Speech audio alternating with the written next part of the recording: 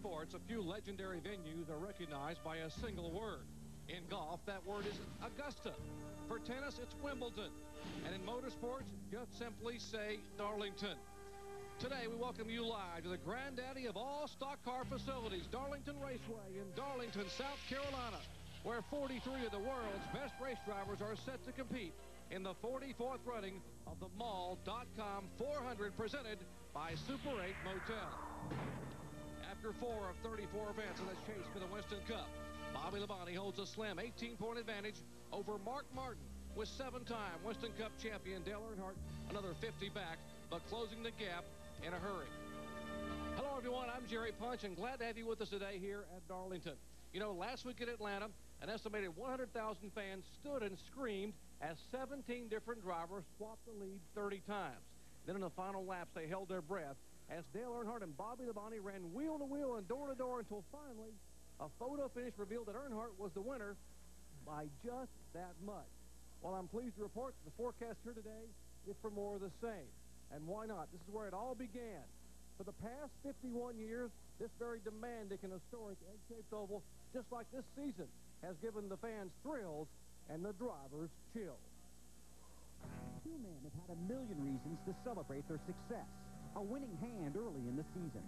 But behind the fame and confetti, frustration, a turnaround in fortune, and that racing reminder that where there's smoke, there's usually fire. Dale Earnhardt lit up Atlanta for the win, the points, and the confidence to rekindle his eternal dream of an 8th championship. In the search for the title, the competition is once again seeing the driver they've always been watching. Now Earnhardt hopes to put the leaders behind him.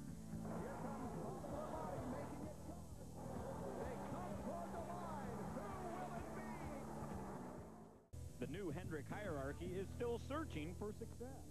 The first 4 races have been a turbulent ride for Wonder Boy, leaving many wondering if the magic is gone forever. To alleviate the current desperation, come to Darlington and bring into focus what has made NASCAR's newest hero famous, winning 5 times on what may be the toughest racetrack in America. For the past 5 seasons, Jeff Gordon has won at least 7 races each year. And remember back in 1998, his former crew chief and former pit crew helped him win 13 times. An unbelievable feat. Well, how is the chemistry right now with the 24 car? Hard to tell. They've got a new crew and a new crew chief. So, today at Darlington might be the big test. This could be the litmus test to find out what kind of chemistry they really have. Make no mistake about it, Bobby Labonte is focused, and he has the leadership of crew chief Jimmy Maycar and car owner Joe Gibbs, plus the Pontiac power that has propelled him to a win at Rockingham and the top spot in the Winston Cup points. Now he tries to tame the Lady in Black, where he crashed hard in Busch Series practice last year. A broken shoulder blade forced Labonte to call on Matt Kenseth for help. Labonte started the race, but gave way to Kenseth, who came through with a top 10 finish. And that performance helped Bobby finish a career-best second in the points. Today's visit to Darlington could prove pivotal once again for Labonte in the quest for the Winston Cup Championship. In the last 3 races in which he has finished here at this racetrack, he's averaged only a 16th place finish. But he's confident of a better performance today. He has the same car that won at the Rock a few weeks ago. Another one of those tire management racetracks. Now we go upstairs to Ned Jarrett and Benny Carson. One of the most exciting places in the 2000 season has been Pit Road, with a series of incidents and very close calls. It's got a lot of people wondering what's going on down there, Ned. The sense of urgency. The drivers trying to cut it as close as they possibly can to save fractions of seconds coming in and going out of the pit. Same for the crew members, wanting to get across that wall, get to their car as quickly as possible to save those precious seconds. And it's all about saving or gaining track position. And today, a brand new pit road here at Darlington Raceway, and it's going to be extremely long. Watch this, folks. It goes on forever. They have to go around a couple of tunnels. That will save.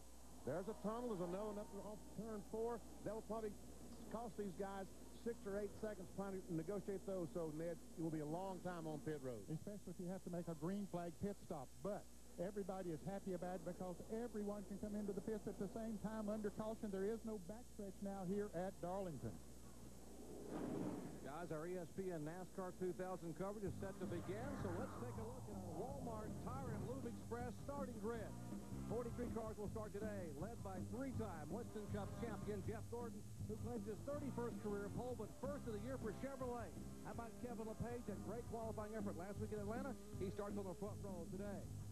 Back in row 2, Ward Burton, who started second and finished second here last fall at Darlington, who's looking for that first win of the year 2000. And last week's winner, a 9-time winner at Darlington, Dale Earnhardt, starts fourth. As you look at our starting grid, you'll notice that both Earnhardts are starting in the top 10, both senior and junior. And, guys, 3 rookies qualifying in the top 15.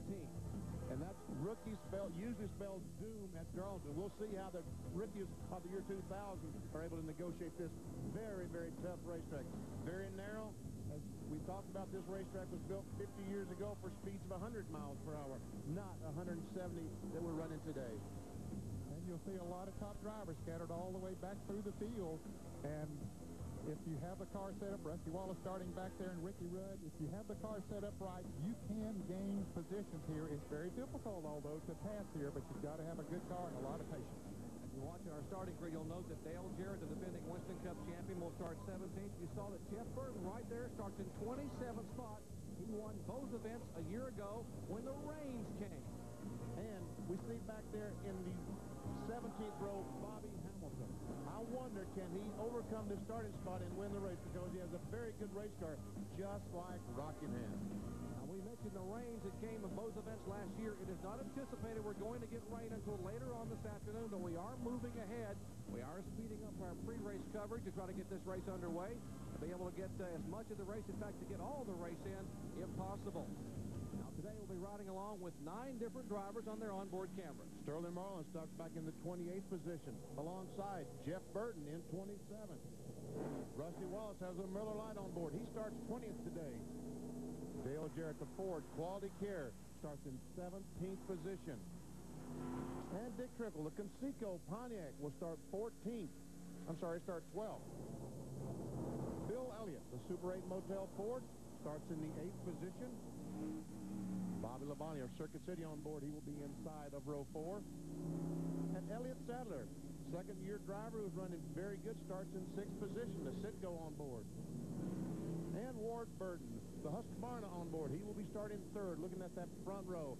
As the lights out atop the pace car, green flag pretty quickly. Our race analysis will show you that the race today will be 293 laps on a 1.366-mile oval, 2.249 million. The pit window is 70 to 75 for fuel, but it won't go that far because this racetrack's so abrasive on tires. And that is the key factor, saving those tires, saving those rubber donuts. You got to have them all afternoon here at the track they call Too Tough to Tame. Glad to have you with us. We are set for the green flag for the 44th annual Mall.com 400.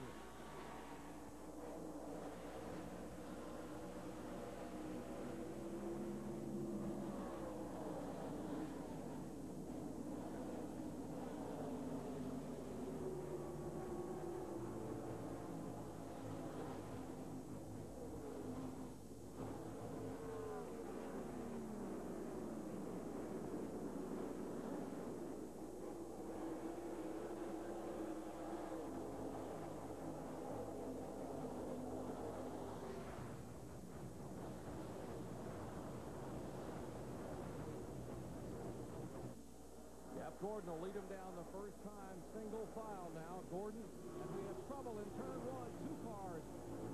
Nemechek involved, the 36 involved. Kenny Schrader.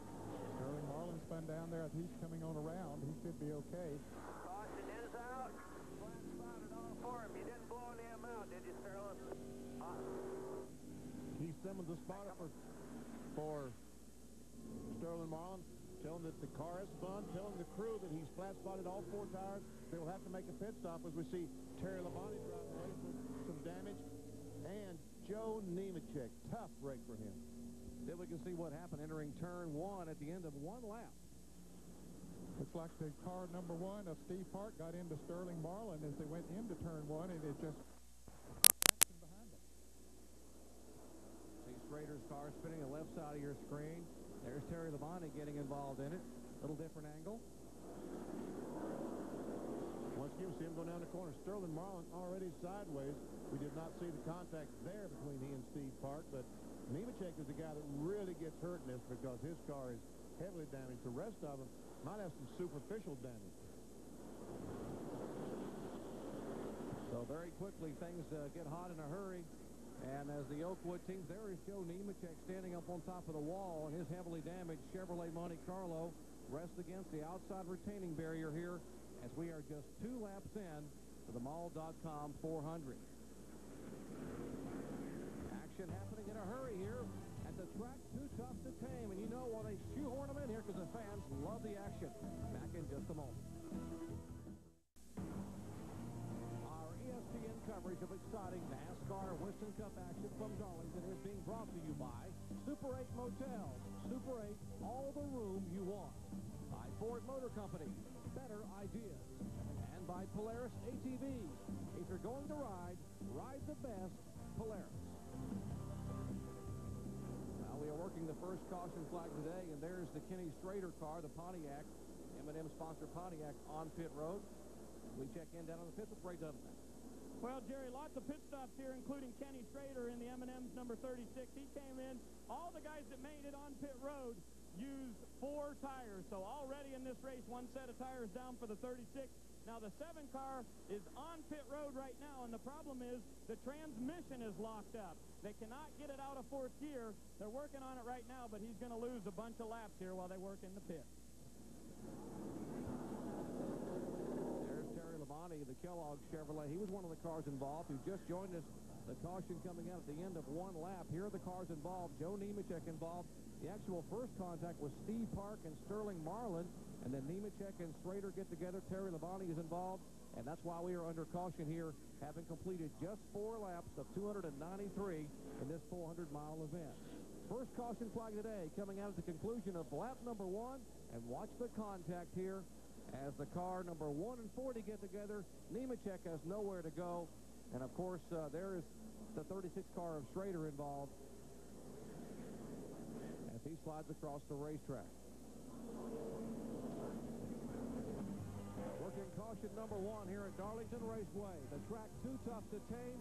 Already filling some key competitors, including Joe Nemechek, who had his best finish of the year last week in Atlanta.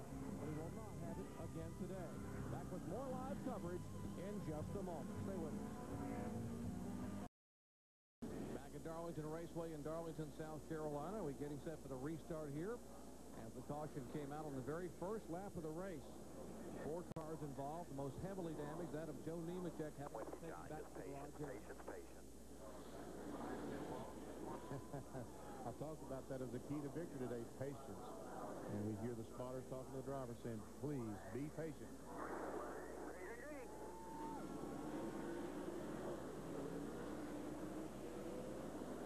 Start back on lap number 8. Caution over 5 total laps. So the car of Michael Walker down on the inside, he did lose a lap in the pit working on his car and the transmission or gearing problem he had. Still got a problem, it looks like. As we go back to the... Oh, we got another crash off the corner. There's Jerry Nadeau, Kenny Irwin. And this is Darlington. Welcome to Darlington, South Carolina. Another incident here coming just 1 lap of green flag racing. In fact, a half a lap of green flag racing. There is Nadeau's car erupting in flames. How about here on pit road? Let's get it in there, try to fix it. Get a radiator, stuff like that right there. Radiator hoses and stuff. Let's get everything ready. That's Tony Furr, the crew chief. Coolers, Tony, because it caught on fire, so it's got the front pretty bad with coolers. Whatever you got there, you're going to need. Spotter telling Tony. Stuff, guys. There's the 12 car of Jeremy Mayfield. Got damage to his car. Let's show you what happened here on the restart coming off turn 2 with Rusty Wallace. On board with Rusty as he comes off turn 2. That's Kenny Irwin right behind.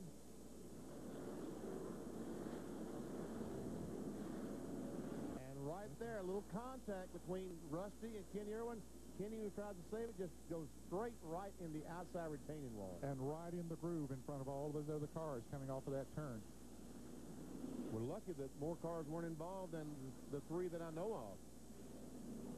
Heavy front-end damage on the 42 of Irwin, but the most seriously damaged appears to be that car, the MichaelHolligan.com Chevrolet of Jerry Nadeau. Look from Jeff Burton's vantage point.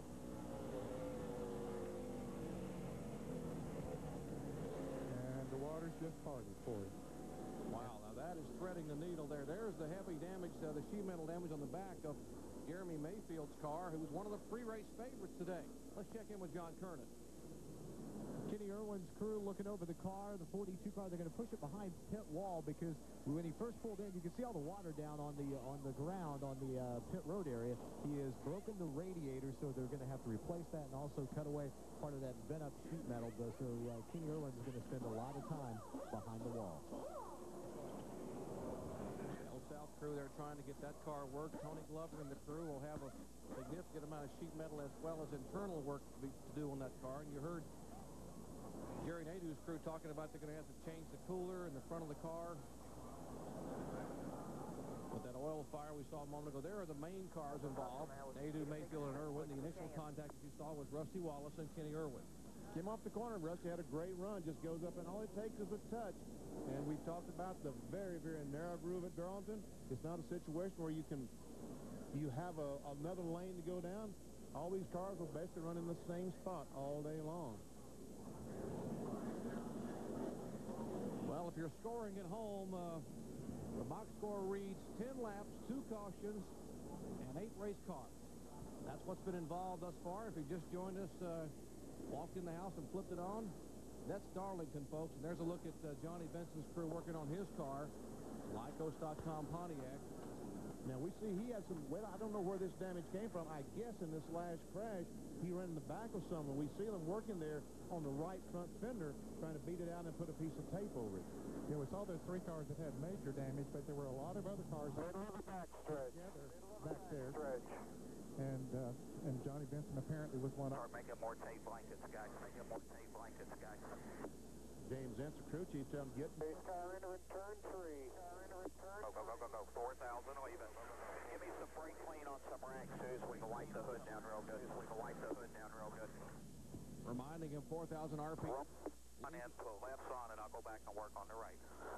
Pad started to lift up the minute he hit any speed whatsoever. See, that's what they're talking about brake clean. They have oil on the hood, and that tape won't stick to it. So they're going to try to clean the oil off, so the next piece of tape they put on will adhere to the hood and fender. All right, we're continuing on Jeremy Mayfield's damaged Mobil 1 Ford, one of the pre-race favorites. Here's the incident. Lap 8, contact. Rusty Wallace, Kenny Irwin. Irwin spins, and it all breaks loose behind him. Under caution for the second time at Darlington. Back at Darlington Raceway is still working caution. You see Jeff Gordon there. He was our Bud Pole Award winner here, his 31st career Bud Pole, and he becomes the 4th different Budweiser Pole Award winner here in the year 2000, joining Bud Shootout qualifiers Dale Jarrett, who won at Daytona and Atlanta, Rusty Wallace at Rockingham, and Ricky Rudd at Las Vegas. Gordon, the 4th entry in a 2001 Bud Shootout. Let's check in down in the Mayfield pit with John Kernan. Jeremy Mayfield just pulled away as we get the 1 lap to go before we go back to green. They've taped up the damage that was on the front end of the car, but the most significant damage to the 12 car was on the rear. The deck lid's been pushed way up, so they had one of the crewmen had to jump on top of the trunk lid and push that down. They then taped over the opening parts there, and then they also had to cut off the rear bumper cover. It was just the only damage to the car, but still, with the way the spoiler is and the air that'll hit that, it will not be able to run nearly as speedy. He's also lost a lap on the road. Now let's go to Ray Dunlap. Well, John, a week ago, Joe Nemechek had a top 5 finish. This week you're in the garage. Things got pretty ugly out there in a hurry, didn't they? Oh, yes. Fortunately, I'm okay. They're going to fix the race car. We'll get back out, get some points. I don't know what's going through some of these guys' minds. They're just not using their heads today. It's a shame. Our Oakwood Chevy got tore up pretty good. And I thought we were pretty decent in practice. We didn't qualify good, 30th. But in practice, we had as good a car as the guys in the front. And last year we started 25th, and we got up to leading the race there at one point in time, so I was looking forward to today. Well, guys, that was the first crash, and we got more cars back here to report on that were in the second crash. All right, our Napa Field summary shows you where your favorite driver is running, as we are still in the early laps here. Gordon, Ward Burton, Mark Martin, Kevin LePage, and Dale Earnhardt in the top 5. Elliott Sadler had a great qualifying run, still sitting in 6th position. 16 through 30, and there are the cars. You see Mayfield is now 2 laps down in 40th spot. Kenny Schrader a lap down, and Michael Waltrip also showing 2 laps down as we are set for the restart here at Darlington, South Carolina. Green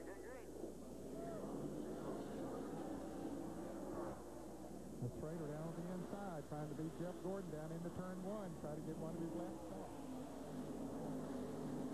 And a battle for the lead as Ward Burton pulls up on the inside of Gordon off turn 2, takes the lead.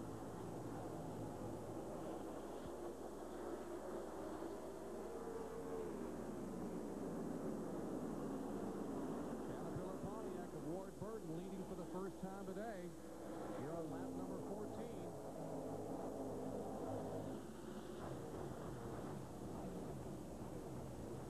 Michael Waltrip is back in the pits, and Jeremy Mayfield coming back into the pits. There's a look at last week's winner, Dale Earnhardt in the Goodwrench Chevy. What a final few laps it was in Atlanta. He is a 9-time winner at Darlington. And if you look at his practice times and qualifying efforts, he has to be considered one of the favorites today. And for a taste of the race, let's go to our Jimmy Dean telemetry, see what kind of speeds we're talking about here. Elliott Sadler goes down in turn 1, over 170 miles per hour. We'll see if he slows down to about 154 with the slowest speed. And he comes off turn 2. Folks, you're not going to believe the difference in speed in the middle of... Bear with us, Johnny. It's going to get tighter on you. All the tape's going to blow off, but we'll fix it later. Be patient. Slow and low. We saw 154, 134 down in 1 20 mile per hour difference. Stand up there. Come on by. Come on by. You're all right. Another car in the wall, Ted Musgrave in the Power Team Chevrolet has scraped the wall. And the caution flag indeed will wave for the third time here in less than 20 laps. Significant right side damage, Ned. Right front heavily pushed in. Yes, it is. Damaged quite a bit there, Jerry. You can see that right front tire is flat. Kenny Schrader got one of his laps back. He was able to beat Ward Burton back to the start-finish line. So that's good for him, but bad for Ted Musgrave and the Power Team. Right on board with Sterling Marlin, the Coors Light on board. We'll see the smoke. And Musgrave, both front tires are locked up, just going straight in the wall. It's like the right front tire went flat or the accelerator hung or something like that. Something happened that it didn't look like any other vehicle was involved. He just locked those wheels and shot straight into the wall. And he was trying to lessen the impact, I guess, by locking the brakes up and before he got to that turn. As you watch Ted Musgrave try to climb out, let's check in with the driver involved in that previous incident, Kenny Irwin. But, Jerry, you remember a couple of years ago we used to do the story about Flat Nose, the tree climbing dog here in Darlington? You got a flat nose on your Bell-South Chevy. How bad's your race car? It's pretty bad. They're putting in a new radiator. They're going to cut the whole front end off so it'll look like a modified when we go back out there. We didn't even get a chance to work up a sweat in the Bell-South Chevrolet. What happened out there? Everybody coming through 1 and 2, and the 7 car was keeping everybody slow.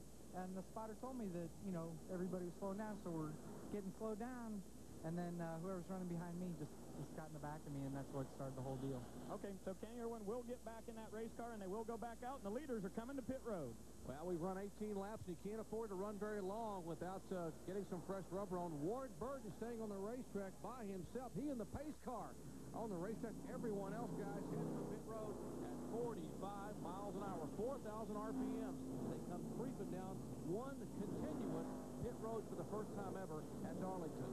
Boy, and Ward Burton and his crew's got to say, I didn't know they were coming in. I wish we had known, because he's going to be a sitting duck once they start back with these fresh tires. And Jeff Gordon did not stop. Oh, I'm sorry. I thought that was new pit road. Even got me, Bill Weber. Has to come around that chicane. They told Ward Burton to stay out on the track, but the rest of the field came in behind him. Gordon's car has been good. He'll get 4 tires and fuel here. This should be a routine stop. He has 66 speed. Mark Martin's car stalled. Now that he's in the lead pit road, Gordon's going to beat everybody off. They are still pushing Mark Martin's car, trying to get it refired, and has yet to fire just up in the middle of your screen. They're out there in the traffic now. They moved down to that little chicane. The car finally does fire, but my goodness, he had to have lost maybe 10, 12, 15 spots as he pulls out behind Sterling Marlin. Boy, those are spots that are hard to make up on the racetrack. And there is the Ted Musgrave Power Team car. If you're wondering, Ted Musgrave, of course, subbing for the injured Jeffrey Bodine, who continues to heal at home. I know Jeffrey is home watching. In fact, wanting to be here at Darlington this weekend, and is getting better and better news, I'm told, from the doctors. Dr. Branch taking care of him, the same guy who did the operation on Dale Earnhardt earlier back in the wintertime, saying that Jeffrey might be back in the race car as early as the early part of May. So that's great news for Jeffrey Bodine and his Jeffrey Bodine fans. Not good news for the Power Team Chevrolet. They have the latest car to produce a caution. Caution number 3 coming out at Darlington Raceway. Back in just a moment. Back at Darlington Raceway, Darlington, South Carolina. Pit stops have been the order of the day, and the big loser in that pit stop was Mark Martin, whose car stalled. And take a look at our Coca-Cola pit summary. You see he came in 3rd and came out 27th. Ouch. Let's check in the Mark Martin's pits. Talked to Jimmy Finning, Mark's crew chief, and he said that Mark just simply stalled the car leaving pit road. Mark apologized for it and told the crew, hey, good pit stop, guys. And Jimmy said, yeah, Mark, we've got all day to make up those positions. And now we're getting ready to go green. And when you can, I have an update on Ricky Rudd and the problems with the front of his car. Green.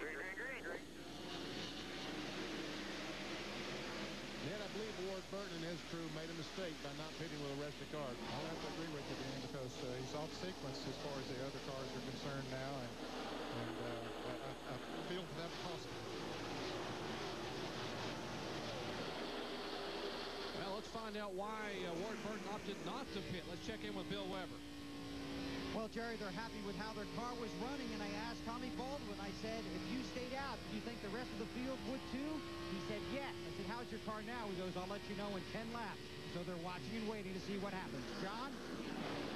Well, I mentioned about Ricky Rudd. During the commercial break, both Ned and Vinny said they believe the car had a problem at the front of it. In that second wreck, Ricky ran into the back of somebody, knocked the front screen out. So during this last pit stop, not only did they take 4 tires, but they also taped another screen on the front of the air dam to keep the rubber and stuff from getting through to the radiator and clogging up the radiator. So Ricky should be fine.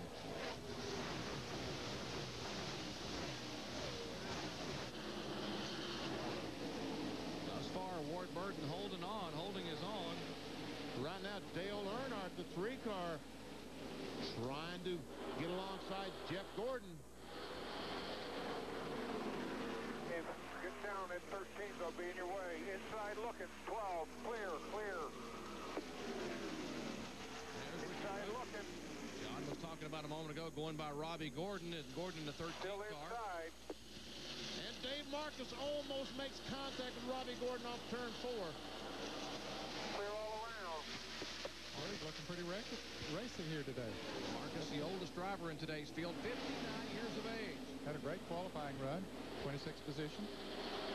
Robbie Gordon loses another spot to Johnny Benson in the 10. Tom Petty alongside Clear all around. Stacy Compton.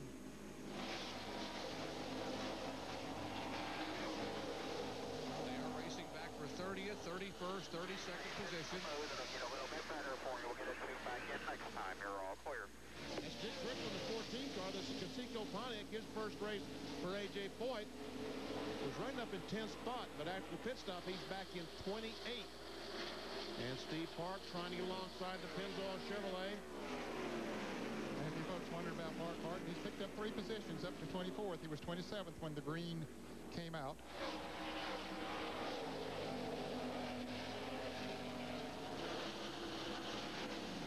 Petty again making a move, trying to go by Dick Trickle, and he passes the Conseco car, so a pair of Pontiacs. Here's Mark Martin trying to find his way back toward the front, goes by rookie Dave Blaney. It is for position. Put him up to 23rd.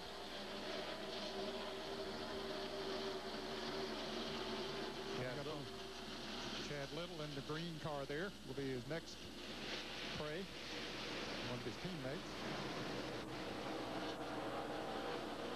We're watching this action back in the pack, and I'll tell you that Ward Burton has actually pulled away somewhat. Concerned about his tires, whether they made a mistake or not. Well, certainly his tires are still pretty good, but it may be a little while before we see a difference. According to our computer up here, the last lap he ran 162 miles per hour, and the guys that changed tires averaged only 161 miles per hour. I think in the long run is where it'll really tell the difference as far as the tires are concerned. They normally watched yesterday in practice in happy hour for about 20 to 25 laps. The tires maintained their speed pretty good, but then after that they went away in a hurry. might want to check at home. He has 19 more laps on his tires than everyone else that came in and pitted. They pitted on lap 19 for their first stop of the day. And of course, a lot of those laps were under caution, too, of those 19 laps that he has in there. So probably only 7 or 8 under green. Yeah, really. See Jeff Gordon pulled on the back of his teammate, Terry Labonte, trying to take that spot away. Now, Terry did not make a pit stop on this last caution because he had been in during the last caution. He was one of those involved in the first wreck. He spun. Don't think he hit anything very hard, but at least he was in the pits. Kevin LePage on the inside of Dale Earnhardt. That's LePage to the 16. Outside poles here to try to take a spot away. Now, what's going to happen? Who's going to back off? Earnhardt, wisely, he's patient. He backs off. Let LePage go, so he'll just drive under him and pass him off turn 2. And that is called the Earnhardt maneuver here at Darlington. How many times has he pulled that off over the years? Probably the first time he's pulled it on Kevin LePage, but as long as LePage runs up here, he'll try that again. Kevin LePage with a great qualifying run. It looked like he was going to get the pole on Friday until Jeff Gordon knocked him off with the last qualifying run of the day. LePage still trying to get around Earnhardt as they go down into turn number 1. The car in happy hour developed a vibration. They could never determine what caused the vibration on LePage's car. So Pat Tryson, his crew chief, says that this morning they changed everything they could think of. The transmission, the drive shaft, the rear gear, trying to get rid of the vibration. And so far, it seems that whatever they did, they got it fixed because Kevin has not complained of the vibration in the early going of this race. His car looking awfully good, John, and so are the Joe Gibbs cars that are running right behind Dale Earnhardt. And so is the 99 of Jeff Burton. He is coming up through the field. He is currently in 14th position, just picking off one and then the other. And he started way back in, 27th position. Take a look at our Jimmy Dean telemetry and see what kind of speeds he's turning. Going beneath Dale Earnhardt Jr. and the Budweiser Chevy, or trying to anyway. We can see that these slower cars had Jeff Burton down to 121 miles per hour, about 10 miles per hour slower than the telemetry we saw earlier. As he goes by Dale Earnhardt Jr. Terry Labonte has moved back a couple of spots. Dale Earnhardt's got by. The 16 cars got by, and also Jeff Gordon has got by Terry Labonte. Bobby Labonte's Circuit City roof cameras. He goes by his older brother Terry, or tries to. Terry's very first start came here at Darlington way back in 1978. His very first win came here in 1980, in the fall of 80. He's riding along with Bobby Labonte. He and teammate Tony Stewart running nose to tail back in 9th and 10th position. Brother Terry is in 8th spot. Bobby Hamilton has closed up on the back bumper of Ward Burton.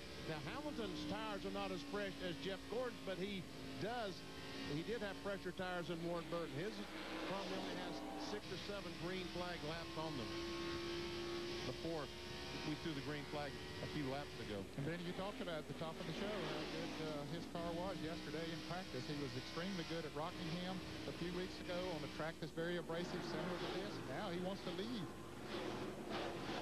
He's taking a look, going in turn 3 and takes the lead. Lap 36, Bobby Hamilton will be shown as our 3rd leader here at Darlington, South Carolina. His Kodak Chevy. You mentioned Rockingham. He led 3 times for 42 laps down on that 1-mile oval. And as you said, Ned, Jeff Burton looks like a man on a mission. There comes that Exide Ford. Car number 9 now. He is coming toward the front. Watched him yesterday in happy hour, and I'll tell you, he was really, really good for about 25 or 30 laps.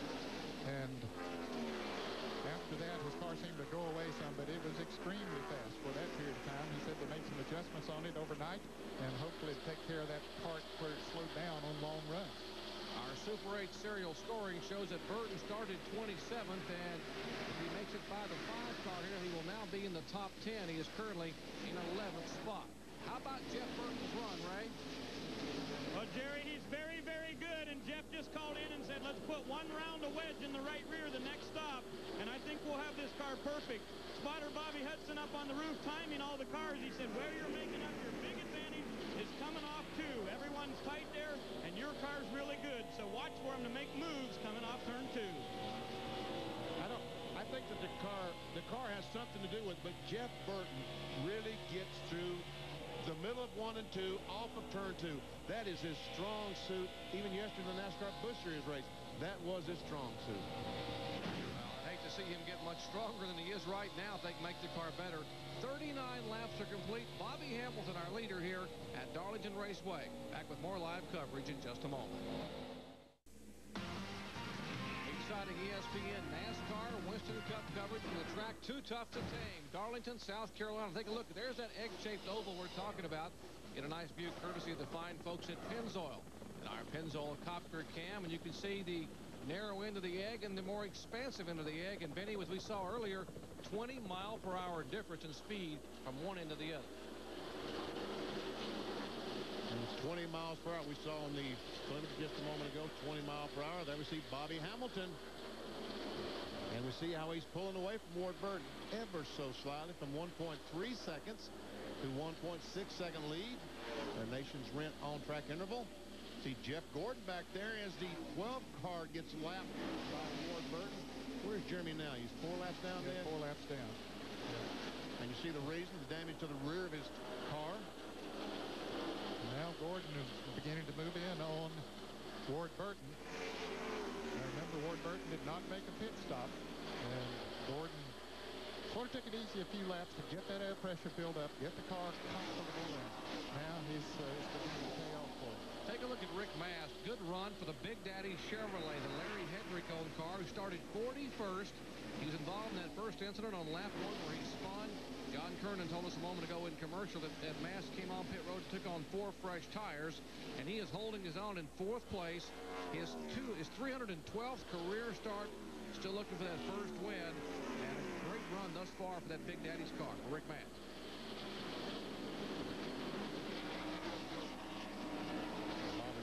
Right behind Rick Mast.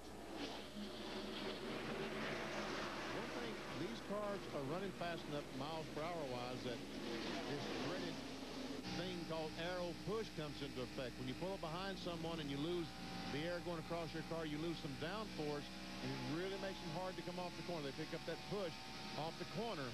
As we see Rick Mast on the inside of Jeremy Mayfield. And Jeff Gordon just a moment ago taking over the 2nd position from, as that pass was taking place here, Gordon able to go by the 22 car for 2nd spot.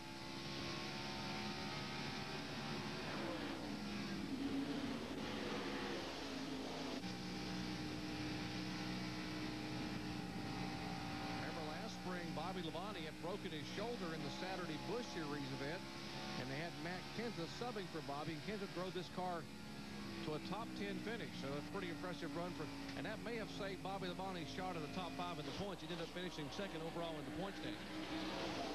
Went a long way towards it, no question about that, because he was hurt.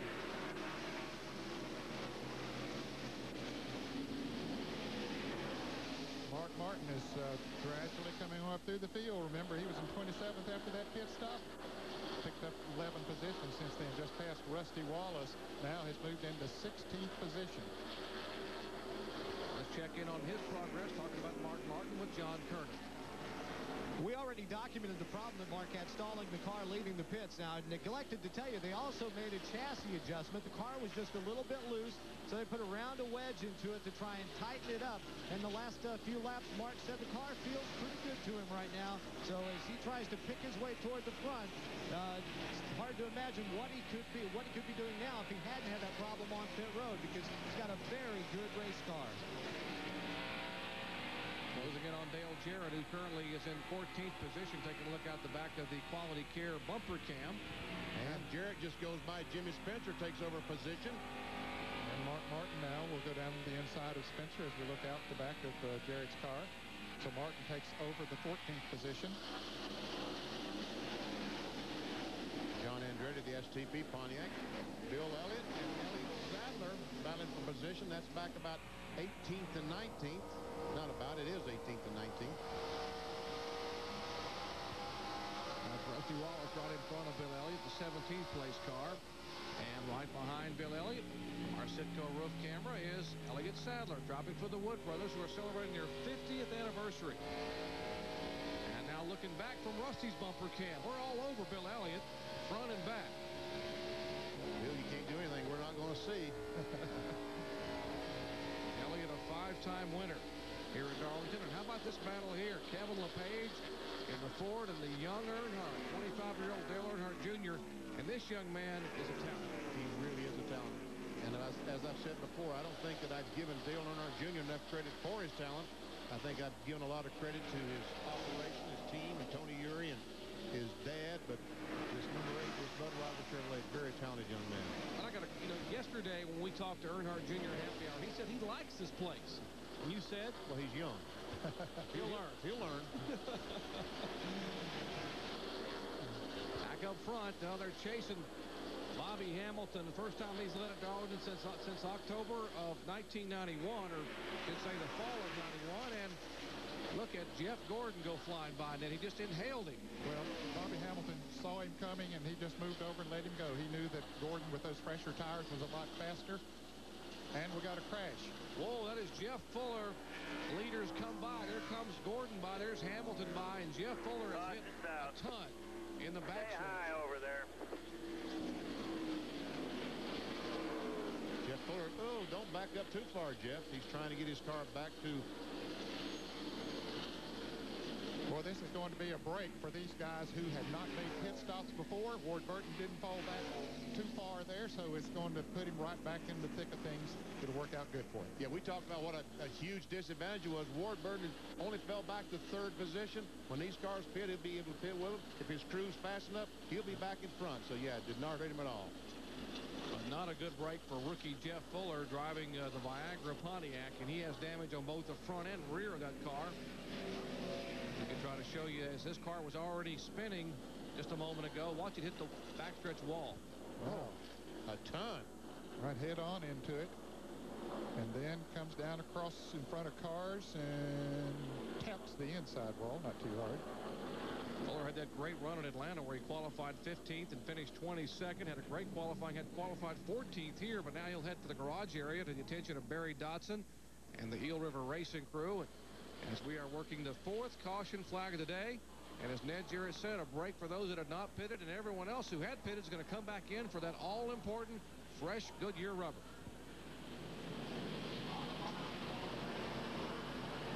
.45 miles an hour down pit road. And it seems to take and it turned him. Plus Jeff Gordon is at 45. Slowly coming down pit road. Hamilton finally stopped this pit. Ray Dunlap. Well, Benny, they brought a brand new race car here. This is the same car they tested with at Bristol last week and set a new track record there. A very fast car for Bobby Hamilton. No chassis changes right here.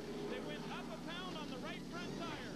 And 4 tires of gas, as everybody will do on pit road today. Now Bill Weber. Jeff Gordon and Ward Burton are in. Gordon called his car finicky, but overall very good. He's tight when he gets behind other cars. He wants a half pound out of the right rear. Ward Burton has a new gas man this week after they had trouble fueling the car last week. He's getting 4 tires and no changes. Gordon is away first, then it's Bobby Labonte, followed by Ward Burton. Jeff Burton pushed off a pit road by the 4. Boy, look how close those times were. Now, that is outstanding pit work. 16.8, 16.8. I mean, all of them in the 16.5-second bracket. And that's the competition on pit road. And it even gets a little heated up down there. They're trying to be able to get in and out of the pits. But you got to applaud the folks here at Darlington. One continuous pit road, and it really has leveled the playing field. Yes, thank you very much, guys, for allowing all these cars to be on the same deal. When they qualify, you don't have such a huge disadvantage. I think the 77 car, I think the gas man or something is going to get pulled down the pit road. There he is, trying to get an adjusting wrench out of the back. You see it on the back of the car there? And finally, he says, I better leave. And he just falls on pit road. But that wrench still in there. Did it come out? Yeah, it's still in there, so he'll have to come back in. Might have been Bill Lewis, the catch can man for Robert Presley, and Presley will have to come back on pit road as Dennis Cave, the gas man, stands waiting to pull the wrench out. Back in a moment. We're being told there are some sprinkles of raindrops over down the backstretch. Let's check in on the Jeff Burton car in their pits with Ray Dunlap. Well, Jerry, we saw that they were coming on strong there. They did make a little bit of a chassis change. They went down 1 pound of air pressure on the left front and made a track bar adjustment. Jeff said his car was just a little bit tight going into turn 3. He thinks they've got it fixed now, and he wishes he was up front because that's where it usually is when it's raining. Now to Bill Weber.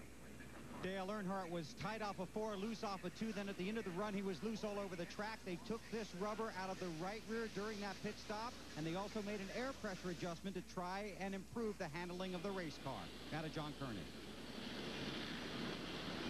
Kevin LePage had complained that his car was tight on the entry, loose in the middle, and really tight coming off of the turn. So Pat Tryson called for them to pull half a spring rubber out of the right front and also to make a track bar adjustment. And that's why they lost a few spots on pit road.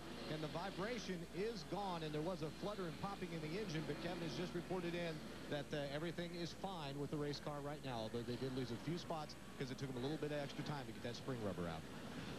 Well, we worked in caution number 4 to an incident over in the backstretch, and Jeff Fuller's car hit the wall, and everyone came down pit road with the exception of a few lap cars. Let's show you what happened in Robert Presley's pit. This is gas man Dennis Cave. And he is a big boy, got to be about 6'4", 6'5", goes about 260 or 70 pounds. And he had hold of that to wrench, and he will come back in, bring him back in. Now they're going to make an adjustment while they're in there. That's what they were trying to do to begin with. So they put one round of wedge in the left rear, and he says, okay, go ahead. I got it fixed.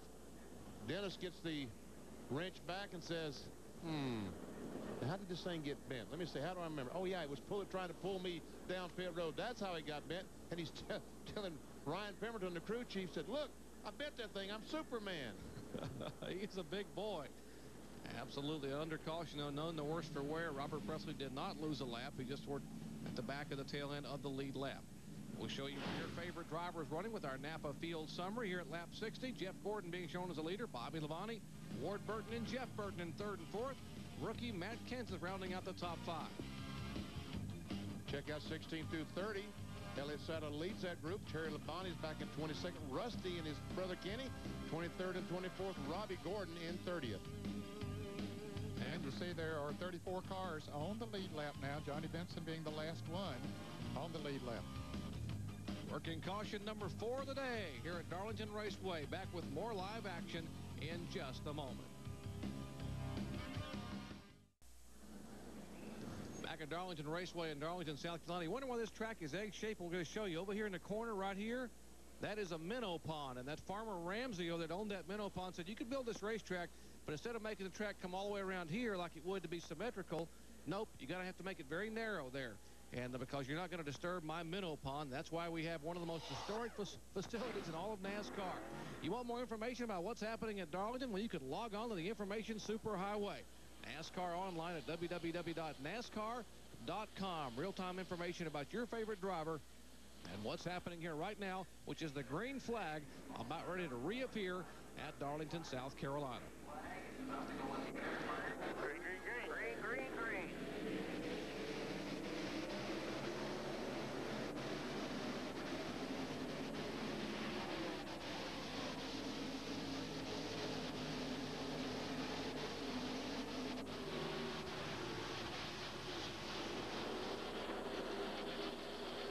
Bobby Labonte wants to lead this race. He wants 5 bonus points. Figures this might be a shot to do it. And he's on the bottom of the racetrack. He takes a look. Side by side, he may be ahead at the line. He is. Lap 64, Bobby Labonte, our points leader, will get his first lap in the lead at Darlington. And there's Matt Kenseth, the rookie, as his car moves right in front of Bobby Hamilton. Jeff Burton backs off abruptly.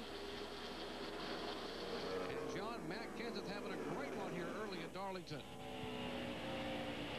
This is the first time that Matt's using a car for a repeat performance. It's the car he drove to a 14th place finish at Las Vegas. He had been driving new cars every week, but they really like this car.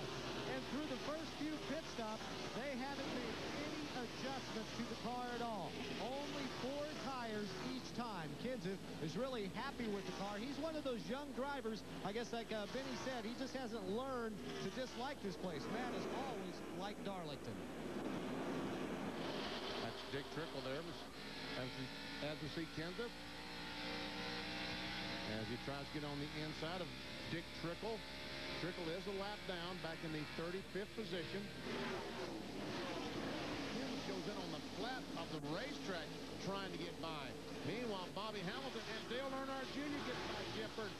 Jeff Burton, that's the 3rd position he has lost in the last 3 laps. both Kenseth, Bobby Hamilton, and now Dale Earnhardt Jr. has gotten by Jeff Burton. And Trickle now once again the Conseco car. As they go by, here comes Burton on the inside. Now Earnhardt Jr. for the position. That is for 6th spot. And right behind them was father and son, Dale Earnhardt and Dale Earnhardt Jr. And now Mark Martin on the inside of Jr. Well, these guys see a few raindrops. They had to get excited thinking they're going to be racing here to the halfway point. There is weather moving in. We were told it was much, much further away, but they're getting excited here just 67 laps into this. Well, it's a long way to halfway, but sometimes what you get in your mind is different from what happens out on the racetrack. Johnny Benson 10 car comes off the corner. And wow, gets it loose, and does a fantastic job saving it. And so does Dave Marcus do a good job of backing off and not getting into it. All right, here's Ward Burton, the car number 22. Qualified 3rd. Started 2nd last fall here at Darlington. Finished 2nd, right behind his brother, Jeff Burton. Bobby Labonte is showing the way. Let's check in his pits with Bill Weber. And Labonte helped to the front by another excellent pit stop, 15.31 seconds. 30, 50, you're all clear. In 8 stops, the team averaged 15.26. Labonte has been a little loose off. They took 1 pound out of both rear tires. You're all around.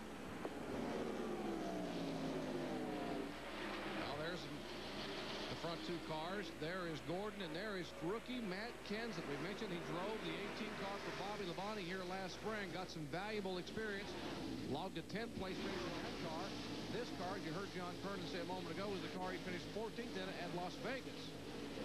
Look at Bobby Hamilton going off that corner. Meanwhile, back to the lead.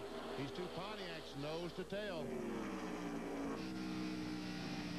Couple of Pontiacs showing the way at Darlington, but they haven't had a whole lot of luck here. Take a look. They have not scored a victory at this track in the modern era of motorsport. You're all around.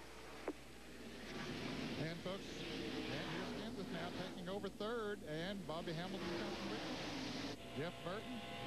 So Gordon losing a lot of positions, but I don't think you Gordon fans have to worry too much. I think he's going to be okay. His car is not very good first 8 or 10 laps. Then he gets those tires seated in the way he wants them, and we'll see if he's able to come back like he did the time before. The driver has to be patient here at the Darlington Raceway. He has to run according to how his car will let him run. If Jeff Gordon thinks he's going to abuse the tires these first few laps by running hard, he's wisely backing off and saving those tires to the end of a run. Clear all around. Now we got a pair of Pontiacs as we got one Pontiac passing another. Ward Burton takes the lead. Happens very quickly here. Lap 72. Burton taking the lead in turn 3. It's low. It's real low in 3 and 4. A little bit ago. Now look at him coming back up. He just got that air pressure build up to his satisfaction, and his number 99 Ford beginning to ramble now. Takes Dale Earnhardt with him by Bobby Hamilton. So Hamilton's back to the 6th position. Earnhardt's in 5th.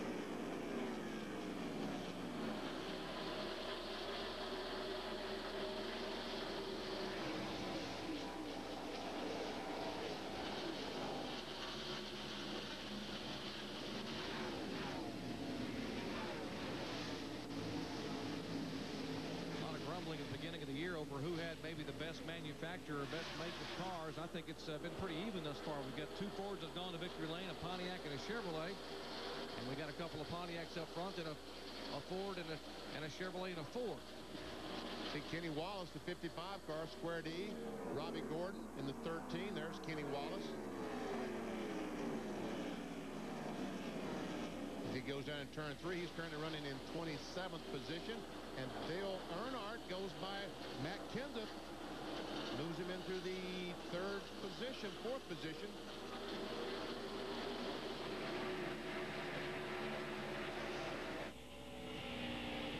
Looking out the back of Jeff Burton's Exide Ford, back at Earnhardt. Dale Earnhardt Sr., Goodrich Chevrolet driver. Last week's winner at Atlanta.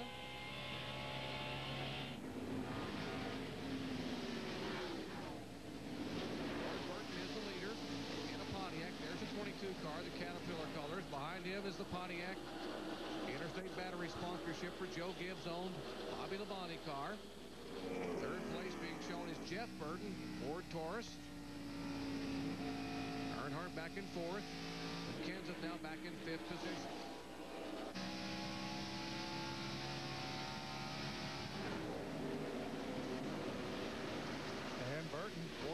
And Jeff Burton beginning to gain on his brother now. He picked up about 2/10 of a second on the last lap. There's Gordon, Mark Martin, Earnhardt Jr., and Tony Stewart.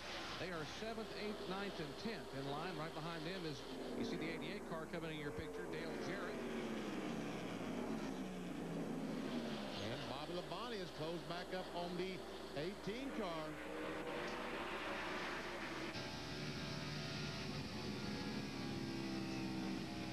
Some of our bit reporter Bill Weber says that Bobby Labonte is complaining that he's hitting his rev limiter on the backstretch. Let's listen and see if we can hear. Didn't hear it that time. And he tries to drive under the Caterpillar Pontiac. Can't quite do it. You see, you'll turn less RPMs down this straightaway, the front straightaway, than you will the back, because turns 1 and 2 much longer, and you're, as we've shown you, 20 miles per hour right here faster than you are in turns 1 and 2. Of course, they have that rev limiter on there to keep from over-revving the engine. The Benny yesterday in Happy Hour saw a lot of drivers and teams changing gears, going to lower gears because the tires, after they get heated up, they slow down. And if they would have needed that lower gear because of slower speed. Today, it is cloudy, it is cool out here today, and they're running a little bit faster lap times than they were yesterday in Happy Hour. So maybe they don't need that lower gear as much as they thought they would. Rusty Wallace a moment ago make a move by Chad Little, 4th position for 19th spot. And Benny, a lot of concern with that gear in the car about the valve train. We've seen some engine failures this year, including that heartbreaker for Mike Skinner last week with 20 laps to go. And that's exactly what they're doing with the rev limiter, trying to limit the amount of revolutions per minute the engine turns while these tires are good and they're getting some speed out of them. You want it to, as the tires wear and become slower, that's when they want the gear and more RPM. Take a look at our nation's Wren on-track interval. It may tell us that this Goodwrench car is reeling them in. There are the lead 2 cars. Let's see where Earnhardt is behind Ward Burton. And yes, he is closing the interval 1.5 seconds ahead last time by. I mentioned a few laps ago that Jeff Burton was gaining on him. Earnhardt's come up there and passed Jeff Burton, and he definitely is gaining. Well, we'll see if the 9-time Darlington winner and 7-time Winston Cup champion can catch him, can reel him in. The Intimidator is on the move here at the track. Too tough to tame. Back with more live coverage in just a moment. Take a look into the eyes of the 3 principals involved in our battle for the lead. Ward Burton, Bobby Labonte, and that man there, 48-year-old Dale Earnhardt. And there's a look at the facility they're battling on. 1.366-mile egg-shaped oval built back in 1950 for speeds of about 76 miles an hour. They're running almost 170 here today. Now, moments ago, Dale Earnhardt made a move for position on Bobby Labonte. He just pulled up behind Labonte. Labonte realized he was much faster, so he simply moved over, let Dale Earnhardt go by, and Earnhardt's up in 2nd spot, trying his best to close in on Ward Burton. Our serial scoring on Earnhardt started in 4th position since the restart. You see he's back in 9th, and now being shown on lap 88 in 2nd spot. And the car slips a little bit. Oh, he almost got in that wall as the car got loose off turn 4. They chased it up the hill and almost chased it into the wall. That's what he was complaining about, that first of these pit stops, that the car has been loose. They've adjusted for it, and looks like they might have a little bit more to go. Here's what I was talking about. Watch as he comes off the corner. Right there is that little bit of slip. And boy, he caught it quick. Boy, in the hands of a lesser driver, we'd be talking about a caution flag right now, but he just, for him, was a little bit of a slip. Holding his position. Bobby Labonte, Interstate Batteries car, back in 3rd position, riding along with the Circuit City roof camera. You see the interval there between Earnhardt and Ward Burton. It's about a half a second.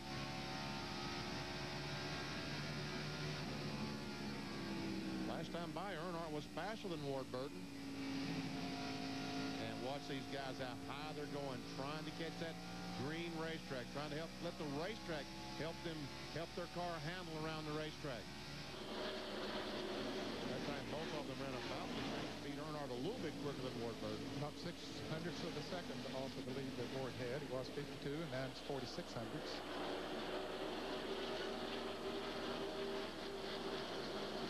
Ricky Rudd still trying to work his way around the car number 13 of Robbie Gordon, the Duracell car. Duracell Ford, Rudd, Texaco colors. They are battling for position. Rudd finally gets position off turn 2. They come off side by side. Oh, man. And Michael Waltrip looks like he has his problems fixed in that next trim number 7. He's now 6 laps down, but he's running much better now than he has most of the day. Rudd now, by virtue of that pass, takes up the 28th spot. Speaking of Ricky Rudd, let's check in on his progress with Ray Dunlap. Well, Jerry, in the last little bit of happy hour yesterday, Ricky Rudd came on the radio and said, the car is vapor locking. It just won't go. We've got to find out what's wrong. So the crew looked it all over. They worked on it. They tried to find out what was wrong. They couldn't find anything, so they put new fuel lines on there. They did a couple of things. They were even going to take the fuel cell out. And then Doug Yates says, let's check the fuel pump. They pulled the fuel pump off, and a little lever on the inside was broken. A literal story about a $10 part that could have ruined their day, but luckily they caught it yesterday and not today. Well, they were fortunate for that to happen in happy hour. Whoa, a near miss there as Kenny Schrader, Ned, right up in front of Jimmy Spencer. Yeah, I think he got just when he slid up in front of Jimmy, he passed him, and I think Jimmy touched him just a little bit and got Schrader out of shape there, but no major harm done. That's a battle for the 21st position between Chad Little in 97th, the John Deere Ford, the Hot Wheels Pontiac, and Chad Little takes his spot away. And look at Earnhardt, the Goodrich Shirley getting closer and closer to Ward Burton. Now it's down to just a quarter of a second.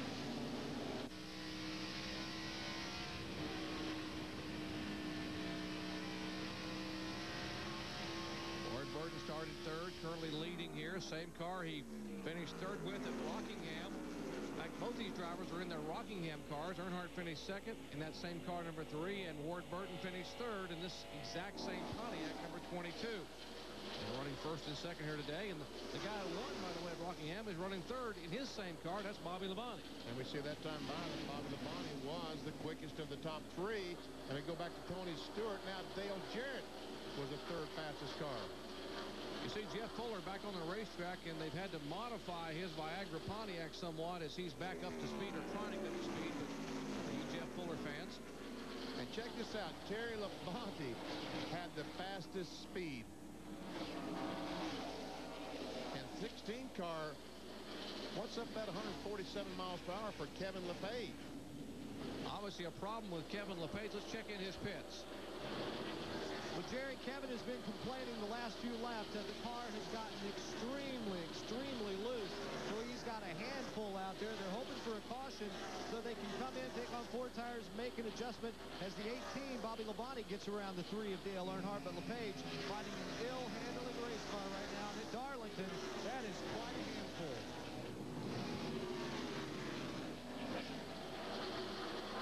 Look at our Super 8 serial on Kevin LePage as he's going backwards.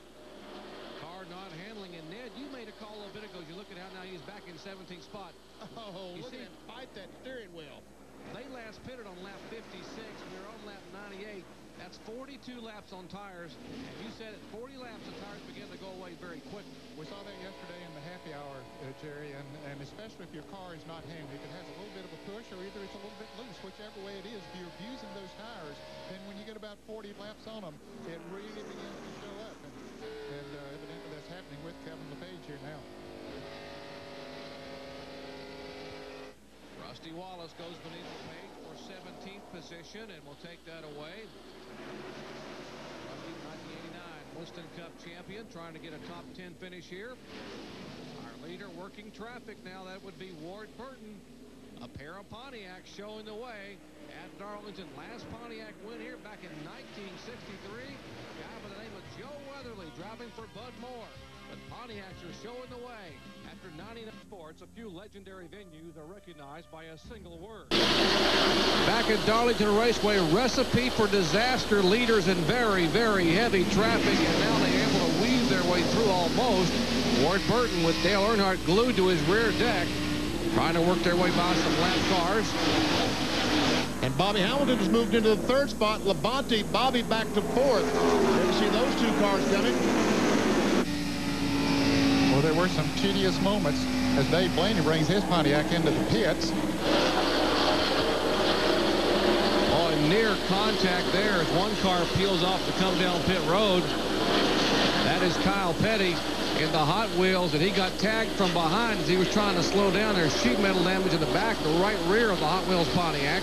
Bobby Leslie and the crew, they're going to make a chassis adjustment. Leslie cranks one round in it. Fill it up with fuel, change left side tires. Show you again what happened just a moment ago up in turns 3 and 4. There we see the 17 car, Matt Kenseth, and Kyle Petty trying to come in the pits, and Dave Marcus runs in the back of him, and Marcus goes up, and Kenseth almost loses, and Tony Stewart might have brushed the wall.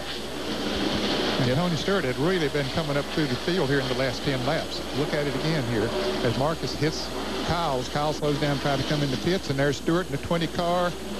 Well, if he didn't hit it, then he came awfully close, didn't he? He missed an awfully good chance. He scared the decals off of it, I think. There's the damage in the back.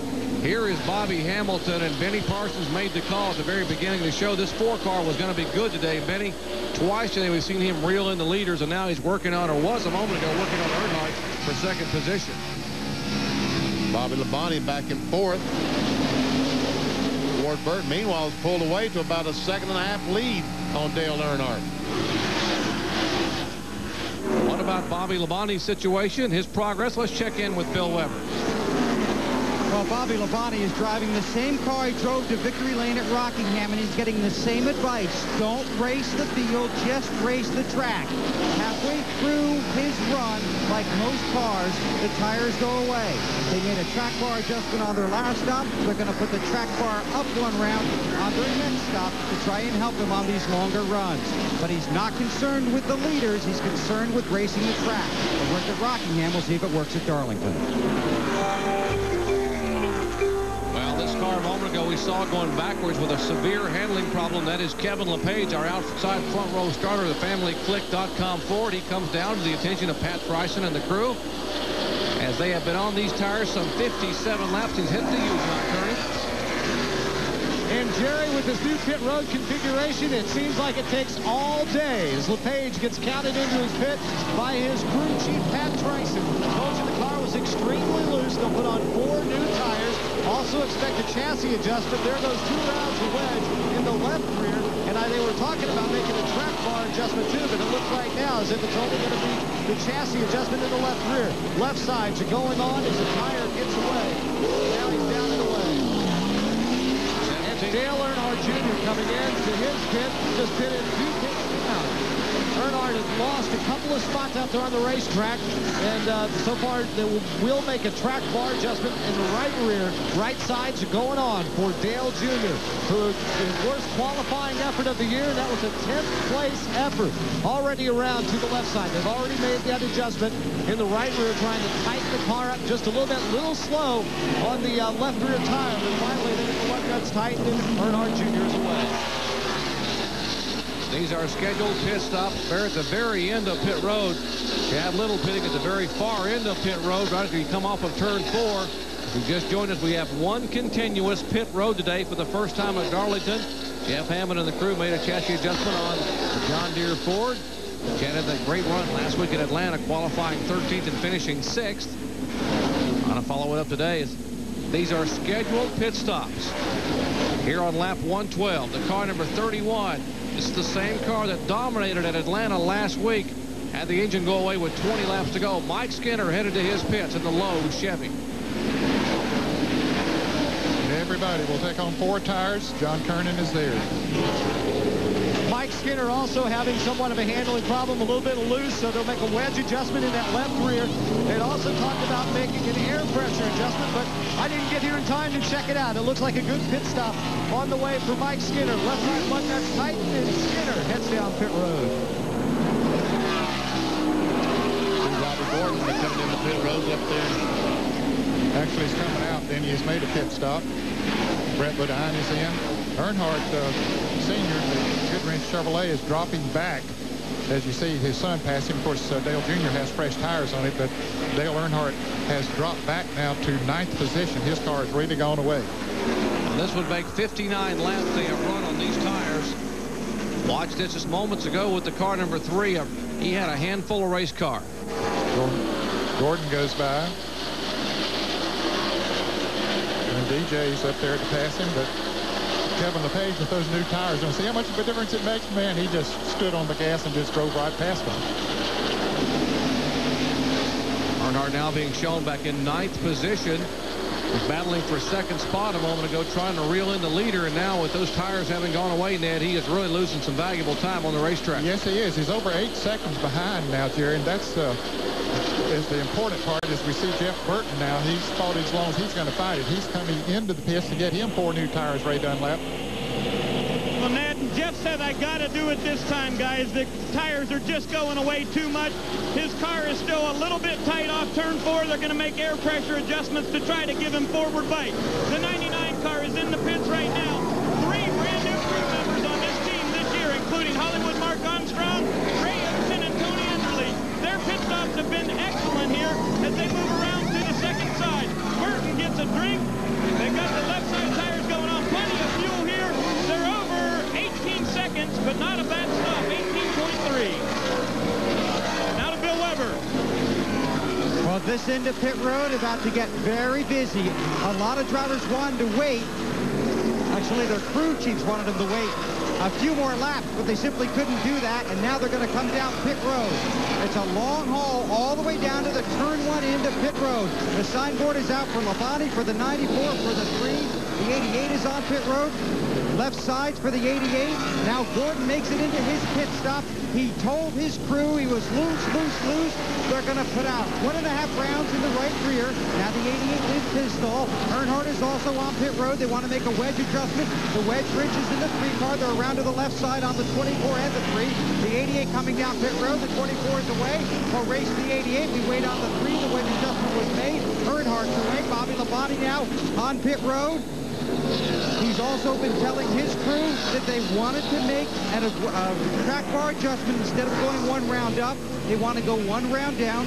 The 22 is coming down pit road. The 6 is also on pit road. Right side on Mark Martin's car. Now they go to the left side on Mark Martin. Meanwhile, Bobby Labonte is away. They continue to work on the 6. We wait for Ward Burton. Again, he's pitted all the way down at the turn 1 in of pit road. Tony Stewart will follow Burton down. Ward Burton pulls into his pit stall. No changes for the 22 car. Remember, Ward Burton had a great run here last year, finishing second in the fall race in that rain-shortened event. No changes. There's 4 tires and fuel. They've already got the right sides on the 22 and the right sides on the 20. Now around to the left on both. Ward Burton gets a little push. He's on his way. Now Bill Elliott on pit road. Tony Stewart leads his way around the 94. He returns to the track. They make a chassis adjustment on the 94 car. Bill Elliott has a brand new steering box in that car. They had trouble with the one yesterday. They put in a new one this morning. Bill hasn't liked the feel. They've taken a long time on the left side of this car. Looked like it was the left rear. Now Bill Elliott takes off. Great pit work. The best pit stop I saw in that whole sequence was the Todd Parrott, the Dale Jarrett Quality Care team, 15.69 seconds. We had him at 15.7 flat. Great pit stop for the 88 crew. And there's some pretty good pit stops down at the far end of pit road as well. You see Bill Elliott back on the racetrack, and here's the Circuit City Pontiac roof camera. The car number 18 of Bobby Labonte back on the racetrack.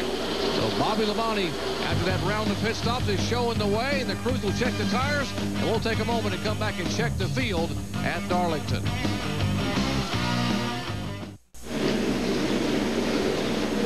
Welcome back to Darlington Raceway in Darlington, South Carolina. I'm Jerry Punch, along with Ned Jarrett, Benny Parsons, Bill Weber, John Kernan, and Ray Dunlap. Glad to have you with us for our exciting live NASCAR Winston Cup coverage. Now, next weekend, we got a triple header coming your way next Sunday. NASCAR Winston Cup Food City 500 coming your way 1 o'clock Eastern time from Thunder Valley Bristol Motor Speedway. How about the Kart FedEx Championship Series Grand Prix of Miami at 4:30 Eastern Time on ESPN. And, of course, 7 Eastern Time, NASCAR Craftsman truck action, the Dodge California 250 from Mesa Marin out at ESPN2. That's 7 o'clock Eastern Time. A triple header next Sunday here on the worldwide leader in sports. Stock cars, trucks, IndyCar, we got it all, Benny. I'm telling you. Here's our leader, Bobby Labonte, coming off turn 4. Jeff Burton in second spot right now. He is about a second and a half behind Bobby Labonte. How about the 88 car? There's Dale Jarrett, the Quality Care Ford, right behind car number 11 of Brett Bodine. And Jarrett being shown in 4th position. Started back in 17th spot. Our serial scoring shows it gradually and very patiently worked his way toward the top 5. That great pit stop helped him a lot. He was running back in the 9th position, and then when the pit stops all started, he had a great pit stop. And actually, since he came back out on the racetrack after that pit stop, he has gained on Bobby Labonte a little over a second, but gets in this heavy traffic here now, and that's going to cost him some as the 20 car of Tony Stewart has gotten by him, and Tony Stewart is very, very fast right now. And there's Bobby Hamilton, the Kodak car, which we've seen a couple of times run his way all the way to the front. Here he comes, making a move by Stacy Compton. There comes Matt Kenseth. They are 6th and 7th, talking about Hamilton and Kenseth.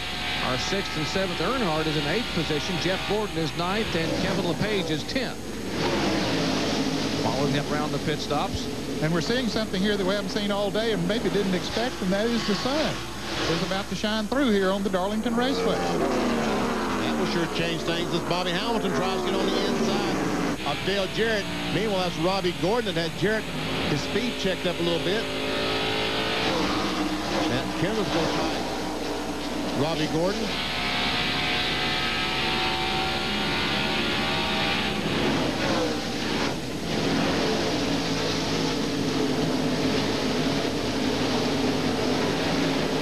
Speeds next time by and see how much these new tires have helped them. We are 129 laps into this race. 147 is halfway. We are approaching the 200-mile mark. We'll check the speeds at the line. We'll see that Jeff Burton was clearly much, much faster. And look at Tony Stewart and Dale Jarrett. But on Bobby Labonte's behalf, he passed a car coming off of turn 4, which broke his momentum a little bit and slowed that lap down. That's what's so difficult, because we put these speeds up. You see Steve Park back in the 15th, 19th position, had the fastest speed that time, over 161 miles per hour. But he had good, clean racetrack. Brett Bodine is in front of Tony Stewart. These slower cars really determine how fast they're going to run.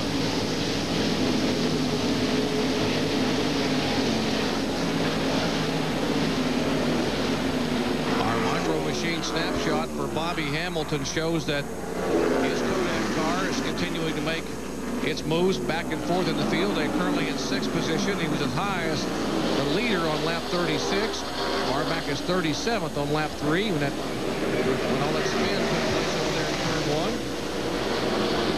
1. He actually started 33rd here today. Meanwhile, Ray Dunlap has a story on the 88 car. Well, Benny, you guys were talking about a good pit stop moved DJ up. It sure did. How about this? 15.7. They made an air pressure adjustment on the right rear there. DJ saying they need a little more forward bite off of turn number 4, and their car's good enough to get to the front today. A little more forward bite, Ned, and but that they keep having pit stop like they had a moment ago with those sub-16-second stops. They're going to be in awfully good shape. Well, that's when you get under 16 seconds, that is a benchmark, no question about it. And there are a lot of teams down there now that are capable of performing those kind of pit stops. Dale Jarrett had won 2 of the last 3 spring events here in Darlington, won both in 97 and 98 back-to-back from the pole in 97. Last driver to win here in the spring from the pole and from 3rd starting spot in 98. Of course, last year the rain shortened event, 164 laps, went to Jeff Burton.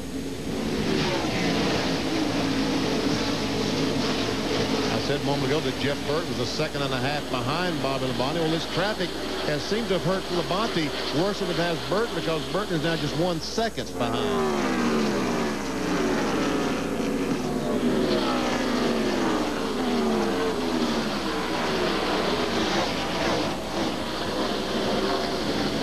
Up at the front of the field, you see there goes Bobby Labonte flashing by. There's a 99 car of Burton. Now, brothers Burton, who battled 1, 2, 3 different times a year ago, including the fall race here at Darlington. They finished just like that as the rains came back in the fall on lap 270 when Jeff Burton was declared the winner and the newest millionaire, and Ward Burton finished in second spot. They are currently running second and third here right now. And Ward Burton was a couple of seconds behind his brother about 10 laps ago, so he has picked up quite a bit on him to get up there in contention for that position. Here's a battle between Mark Martin and Jeff Gordon. Mark Martin goes by Jeff Gordon, and Jeff Gordon still in the year 2000 struggling, trying to find the handle in this new 2000 Monte Carlo. Well, it's amazing. We could be 5 races into the season, and Jeff Gordon would have yet to finish on the lead lap. And if someone would have told you that after 4 races, Gordon would not have finished on the lead lap, you thought they were crazy. That's been the case. Of course, now last week at Atlanta, he had a tire come apart, and that was the undoing there. And he finished in 9th position, a lap down. Otherwise, he probably would have had a top 5 car. Yes, he was very definitely strong enough there to be a top 5 car. And I've been a little surprised here. I thought I made a comment a while back that after his tires got seated in that he'd move back towards the front, but he did not do it. Now, certainly the track conditions are changing. And Robbie Gordon just about lost it coming off turn 2, right in front of Jeff Gordon and Mark Martin. A couple of cars we've been watching. Give a call there, the 21 car. As you see Earnhardt now moving up on Brett Bodine, but the 21 car of Elliott Sadler having a great solid run here today, currently in 9th place. Earnhardt trying to take over, or trying to put a lap on Brett Bodine, actually. There's the 21 car you're talking about, Elliott Sadler on that Sitco car. Elliott said, you know, I grew up in Virginia as a huge fan of the Wood brothers, and when they called me to drive this car, he said, I couldn't have been any more exciting. As you take a look at our Jimmy Dean telemetry, he said, you think of the guys who have driven this car over the years, the A.J. Foyts and the Yarboroughs and the Curtis Turners and the Pearsons and the Dale Jarretts and the Neil Bonnets, and it goes on and on and on. He says, I would love to give these guys a pole position and maybe even a win. That's how excited he is about driving for the Wood brothers here in their 50th anniversary year. For more on this team, let's check in with John Kerner. And Jerry, Elliott had a good, solid qualifying run. He was running in the top 6 until the first pit stop. It came in, and the front air hose got hooked on one of the tires, and he couldn't make the pit stop. But he lost 4 seconds, I guess I should say. It upset the rhythm of the pit stop. Then lost 4 seconds there, lost 11 spots, dropped him all the way back to 17. So Elliott has had to fight his way through traffic to get back up near the top 10. Had a great run here last fall in that same race car. And there's Jeff Gordon, 5-time winner here at Darlington, including 4 consecutive Southern 500. Some people go their entire career and don't win a Southern 500, and he won 4 in a row. There's his teammate right behind him. Terry Labonte has moved right on up through the pack today, going into 12th position. Terry Labonte started in 34th. Robbie Gordon, the 13 car, a couple laps down. There's Kevin LePage. We mentioned he had lost a handle up prior to that pit stop. Now that Jack Roush-owned car being shown back up in 14th position.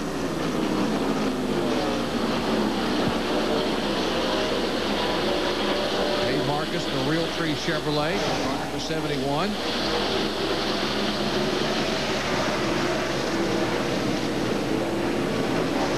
Hey, we talked about Ward Burton and racing with his brother Jeff here not long ago. He passed Jeff and run off and left him, and now is gaining on Bobby Labonte. He's cut that lead down to less than a second. There you see it's about 3 or 4 car lengths. Ward Burton's last victory came at Rockingham back in October of 1995, October 22nd to be exact, 131 races ago. He's had some awfully good runs, Benny, in this car in particular, at Rockingham last year, Rockingham this year, and today but hasn't been able to put it together for an entire afternoon. But he has been strong from the get-go here. Well, he's been very confident all this year. He said, we've got a great team. We keep running the way we are. Now he goes for the lead. He says, we keep running the way we are going to win. And I believe it. Yeah, I'd have to agree with you. They've kept themselves in contention. And when you get up there and lead races the way he's done here today and running that top 5, those wins will come. Right now, they're gaining on Jimmy Spencer, putting him a lap down. He's in 25th position. Boy, Ward-Burton's running an awfully high line through the corner. It's really working for him. Quite a bit of traffic. Stacy Compton, Spencer, and Ward-Burton going by Stacy.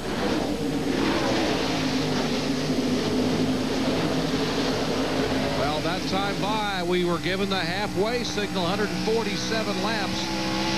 Or actually, this time by the halfway signal, 147 laps. And this will be an official race, so if the weather were to move in, although we have sun right now and even some blue sky, if the weather were to move in, it would be an official race, and Ward-Burton is leading as they come out of turn 4. Our official weatherman, John Kernan, said that it's not going to rain today, so I believe him. So we are halfway home. 200 of 400 miles are complete. It is Ward-Burton, Bobby Labonte, Jeff Burton, the top 3. Back with more in just a moment. We hope you're enjoying our ESPN coverage of exciting NASCAR Winston Cup action from the track Too Tough to Tame, being brought to you by the irresistible taste that makes you say, did someone say McDonald's? By Brewery Fresh Budweiser, the official beer of NASCAR. Hey, race fans, this Bud's for you. And by Chase Authentics, the authentic trackside apparel of NASCAR. Back at Darlington Raceway, I'm Jerry Punch, along with Benny Parsons, Ned Jarrett, John Kernan, Ray Dunlap, and Bill Weber, bringing you exciting live NASCAR action from the granddaddy of all stock car facilities. This track built back in 1950. Take a look here, courtesy of the fine folks at Pennzoil and our Pennzoil Copter Cam. 1.366-mile egg-shaped oval. Leader Ward-Burton, the Caterpillar car. Bobby Labonte, the green Interstate batteries, in second spot. As you can see, just 5 or 6 car lengths separating these two. See Kenny Wallace, the 55, the 28 of Ricky Rudd, and Bill Elliott. All these cars about to go a lap down. Yeah, they're running in the Bill Elliott 21st, Ricky Rudd 22nd, and Kenny Wallace 23rd. Our Super 8 onboard camera looks back at Ricky Rudd as they all right now trying to pick up the pace, trying to stay in front of the leader. Well,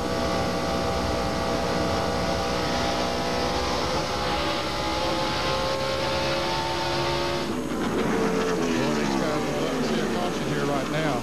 They're about to go a lap down, and they know how tough it would be to make that lap up if the leader does get around them. Especially the leaders running as fast as Ward-Burton and Bobby Labonte. Burton now right on the back bumper of Kenny Wallace. Now he tries to get under him, can't quite make it. There's the 22 and the 18 left side of your screen. There comes the third place car. That's Tony Stewart, the Home Depot machine. This has got to be helping him a little bit. The traffic at the top of the front two are encountering. No question, but he's been in some traffic back there himself. Now, you wonder what happened to Jeff Burton. He was up there running in third place, but Jeff has dropped back now to 7th position as Tony Stewart, Dale Jarrett, and Bobby Hamilton have passed him by, and Matt Kenseth. I wonder if the handles may be going away a little bit on the X-side forward. There's the Arts Plus roof camera. What about it, Ray? Well, Jerry, Jeff just came on the radio and said this car is pushing like a truck in the center of both corners, or both ends of the speedway, I should say. Pushing terrible right in the center, and he's losing a lot of spots right there. He said, what are we going to do to fix it? Frank Stoddard, the crew chief, said, I don't know yet. Give me a little time to think about it. And speaking of radio traffic, DJ just came on the radio a minute ago, Dale Jarrett, who's running in 4th right now, and said by far the very best race car on this track is the 20. Tony Stewart should have him covered when the day's over. Well, he's good. He's moving on up now. He's down to within a little over 2 seconds of the lead. There are the lead 2 cars. The 22 with the big cat on the hood, that's the Caterpillar car. Ward Burton, he's the leader. The 18 car, the Interstate Batteries colors of Bobby Labonte. And there's that bright orange Home Depot machine. In third place of Tony Stewart. There's the Pontiac graphic talking about the fact Pontiac has not scored a victory at this track since 1963. Joe Weatherly was the last one to win in Pontiac, driving for Bud Moore. And in 94 races here, only twice has Pontiac won. The previous win came in the 1960 Southern 500, and Buck Baker was driving that car. Dale Earnhardt Jr. about to go a lap down. We see Kevin LePage on pit road, changing 4 tires. That's 15.5 seconds. Great pit stop. Bryson and the crew getting LePage back out in a hurry. Now turn it. Kevin had been complaining all race that the car was very, very loose, that they made a chassis adjustment there. They made a wedge adjustment in the left rear. And Dale Earnhardt Jr. also has gotten very, very loose. We expect him to pit in the next couple of laps, and they're going to put rubber in the right front spring of Dale Earnhardt Jr.'s car. Bobby Labonte has dropped back. Several cars have passed him. Dale Jr. going a lap down there, but Bobby Hamilton, Tony Stewart, and Dale Jarrett all passed Bobby Labonte. And now the 20 car of Tony Stewart has moved up to less than a second behind the leader, so he is coming. And Ned, you mentioned it again. It's that magical 40-lap mark. They pitted on lap 118. We're looking at lap 158. Exactly 40 laps, and some of the cars begin to drop off. Here's Tony Stewart and Dale Jarrett. Let's don't forget about him. He's been staying right with Tony Stewart as they come up through that traffic. And Bobby Hamilton, too. He's right there. Let's don't forget about Hamilton. And Hamilton trying to go to third spot, and he takes it. Beneath Dale Jarrett to take the third spot away in the Kodak Chevrolet. So it's a pair of Pontiacs, a Chevrolet and a Ford in the top 4. Dale Earnhardt Jr. into his pits, and John Kernan is there. Well, as I just told you, Dale Jr.'s car gotten very, very loose. He's going to lap down, started 10th. They're working on that right front as they'll pull a spring rubber out. Looks like it's taking them just a little bit longer to get it out. They finally get it out. The right front tire goes on. Now they're getting the lug nuts loosened on the left side. They're also talking that they are going to put a round of bite to the left rear of the car. 4 tires for Dale Earnhardt Jr. as he heads down pit road. They just about left that adjustment wrench in the left rear of his car like they did on the 77 car of Robert Prester's earlier. And that would have been more costly now on the green flag pit stop than it was during the yellow flag pit stop. Leading Rookie of the Year contender.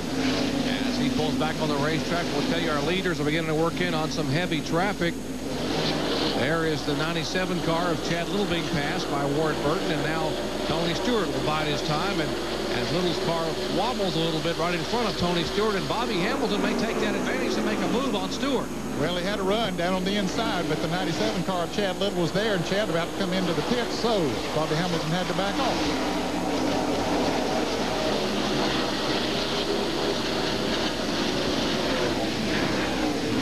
Chad Little in the John Deere car.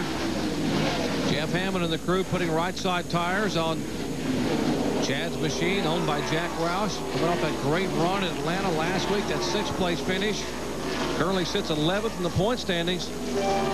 As he's down and away, pretty good pit stop, less than 17 seconds, and he's pitting at the far end of pit road. Now that long 45-mile-an-hour track back onto the racetrack.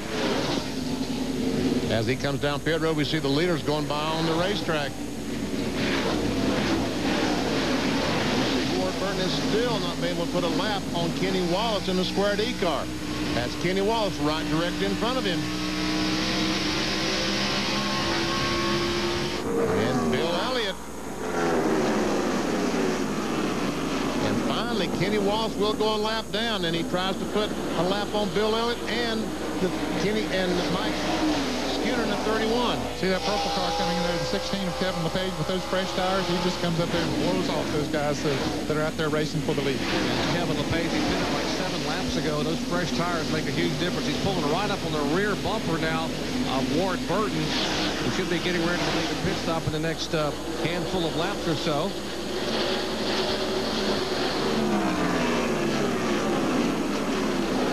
So Skinner's going to lap down. He's currently in 18th position. And only 17 cars on the lead lap.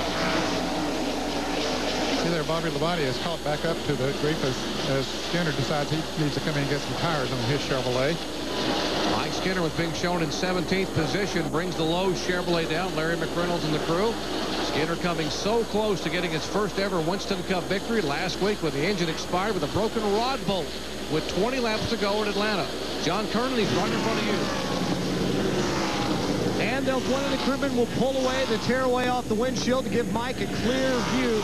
They had talked about if they got a caution that they would make a spring, put a spring rubber in or make a spring rubber adjustment, but it's only going to be a wedge adjustment for Skinner. And now they'll screw down 1.5 turns, and Mike kills the engine with the tires immediately afterwards, and is down and away. Once again, a wedge adjustment with a turn and a half down on that left rear. Bill Elliott and Kenny Wallace both coming into the pits. We saw them were just about to go a lap down. Let's go down to Bill Weber. Well, Bill Elliott makes the long trip down pit road, and he'll come to a stop in his stall. His handling has gone away, and once you pull off the lead lap, you got to come and get tires and hope for the best. They're going to make one round of adjustment on the track bar, give him 4 tires and fuel, and send him back out. Ray Evernham is working in this pit stall today. Ray says he's simply a friend of Bill Elliott, and when Bill asks for a little advice to his friend, he's here to help. Elliott's on his way. Not a bad friend to have, Ray Evernham. 47 career Winston Cup victories and 3 championships. Pretty good guy to have on your toolbox. Absolutely, and Ricky Rudd now peels off the track coming in for a pit stop as he was about to go a lap down. And there's the official consultant, Ray Evernham, in the pits. And, of course, we mentioned Jeff Gordon won 5 times here. This guy was calling the shots for all 5 victories for Jeff Gordon here at Darlington Raceway as a consultant today. And, of course, if you missed the announcement last week in Atlanta, next year, 2001, Team Dodge, Bill Elliott will be driving that Dodge Intrepid RT. But they're chasing a Pontiac right now. In fact, they're chasing a pair of Pontiacs at Darlington Raceway. We get set for the leaders pit stop when we come back. Back at Darlington Raceway in Darlington, South Carolina. And the Caterpillar colors for Ward Burton.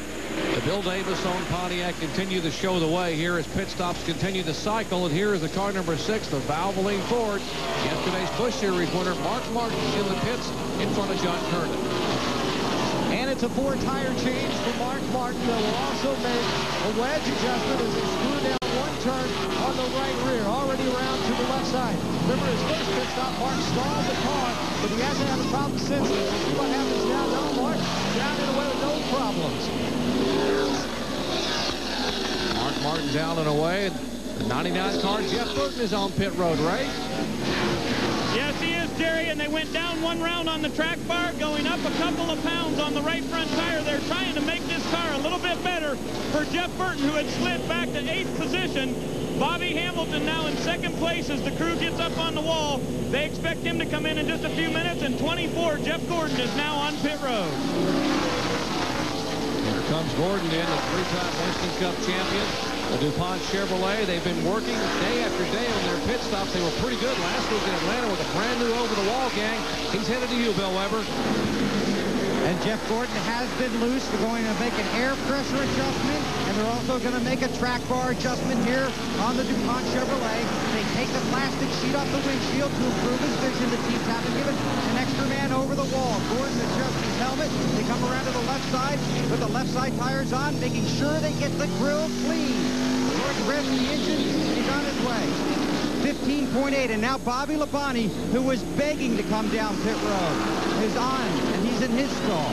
He's getting right side tires here. As for the 18, the 88 is returned to the track. They're going to go down on the track bar. They want to take a rubber out of the right rear. Bobby's been bad loose for about the last 15 or 20 laps. The 88 cruises by. Labonte's got his left side tires. He's on his way. We go to red. In the 4-car pits, absolutely no chassis adjustments for Bobby Hamilton. He said this car was great, especially with the sunshine out. Good pit stop going on right now. Left side tires are down, and he's away. Dale Earnhardt and Tony Stewart are both on pit road. Earnhardt had to call and tell his crew, I'm saving my tires, that's why we're falling back. That was early in the run. He made that up late in the run. They made a track bar adjustment, a chassis adjustment for the 3. They work on the left side of Tony Stewart's car. They send him back out. What they've been trying to do for the 20 is to make it turn better. Meanwhile, Ward Burton makes his way down pit road. His car's been good most of the day, but now it's gotten looser on this run. Pit stops earlier today for this crew, 15.92 and 17.06. They're going to make an air pressure adjustment. They also take the plastic tearaway off the windshield. They do make a chassis adjustment as well.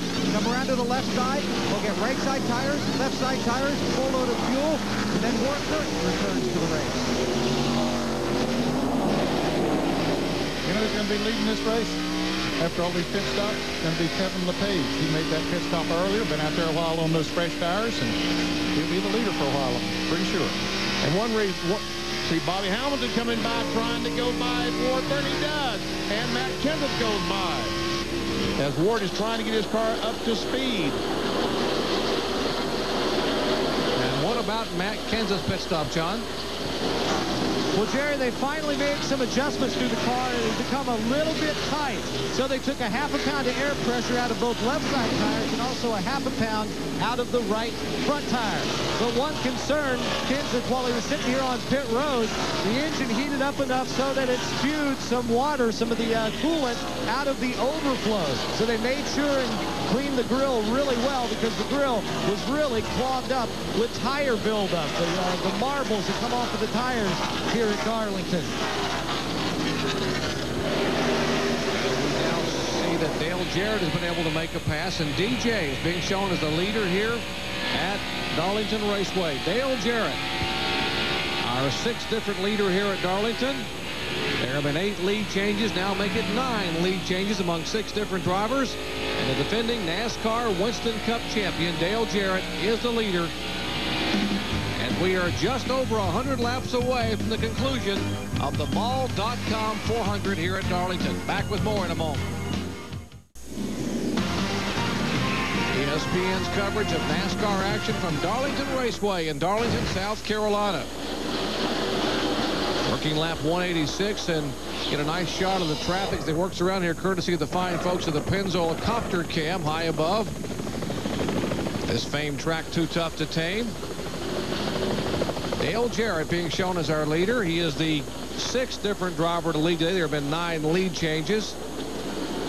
DJ having won 2 of the last 3 spring events here at Darlington, coming off that disappointment last week at Atlanta, where he had the first engine failure they've had since May of 1998. He finished 36 last week at Atlanta Motor Speedway.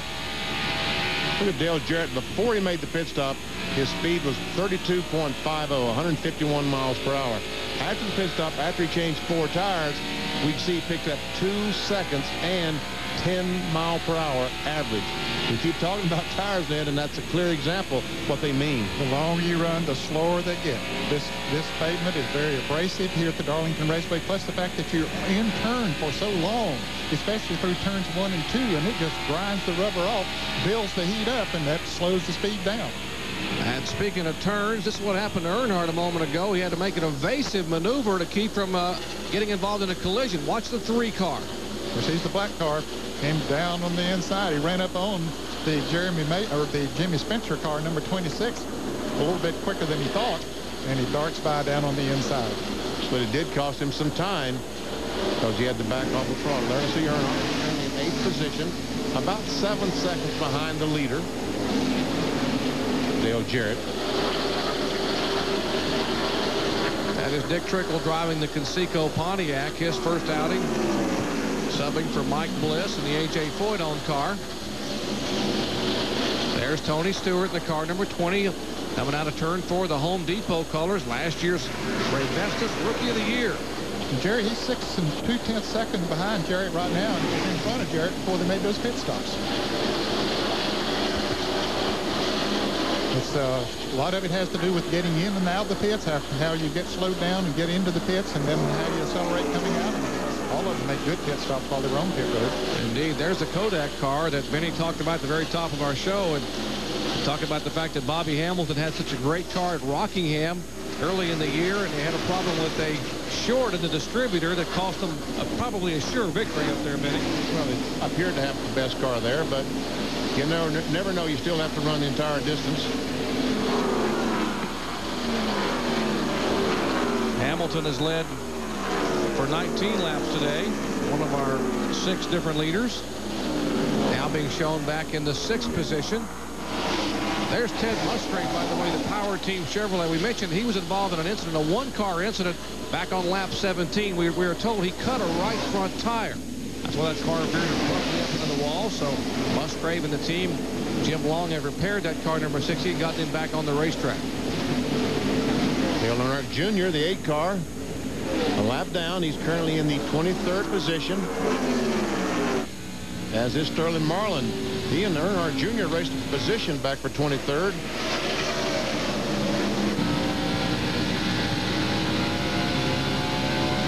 Well, let's check in on the progress of Dale Earnhardt Jr. with John Curtin. Well, Jerry, the news isn't very good for Dale Earnhardt Jr. fans. The car has gotten extremely loose, and Jr., it almost sounds like it's a problem with the right front shock. A few laps ago, he radioed in and told Tony Eury that it just felt like something was wrong with the right front because the way it bounced up and down when he went through the turns. So right now, Jr. getting quite an education of what it's like to have a car that's a handful here at Darlington. Well, Bobby Labonte right now has a handful of 99. Jeff Burton, this battle's going on about a second and a quarter behind the leader.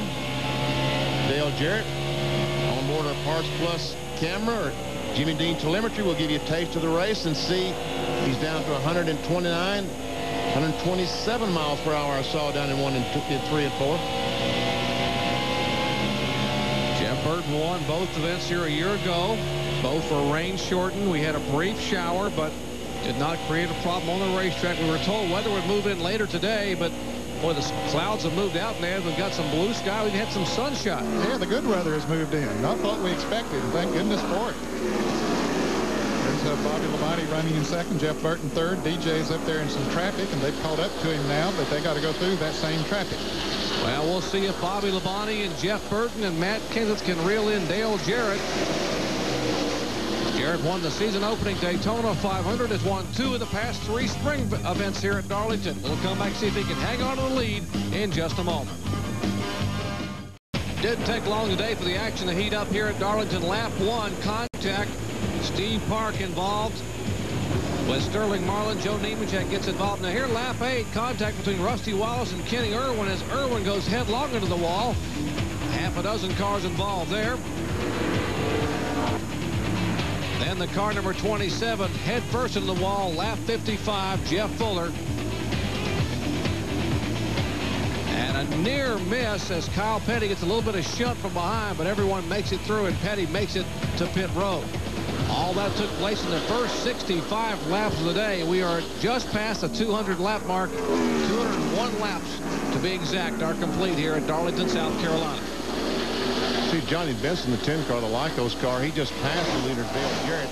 That is the leader of the race, the 88 Ford Qualicaire. Meanwhile, the battle is going on for second spot between the 18, a couple of Pontiacs, of Bobby Labonte and Ward Burton. We got a car into the wall, and that is Earnhardt Jr. in the wall in the backstretch very, very hard. His car spun coming off of turn 2, looped around, and tagged the inside wall. So Dale Earnhardt Jr. brings out the 5th caution flag today. Hard impact into the concrete off of turn 2 down the back straightaway.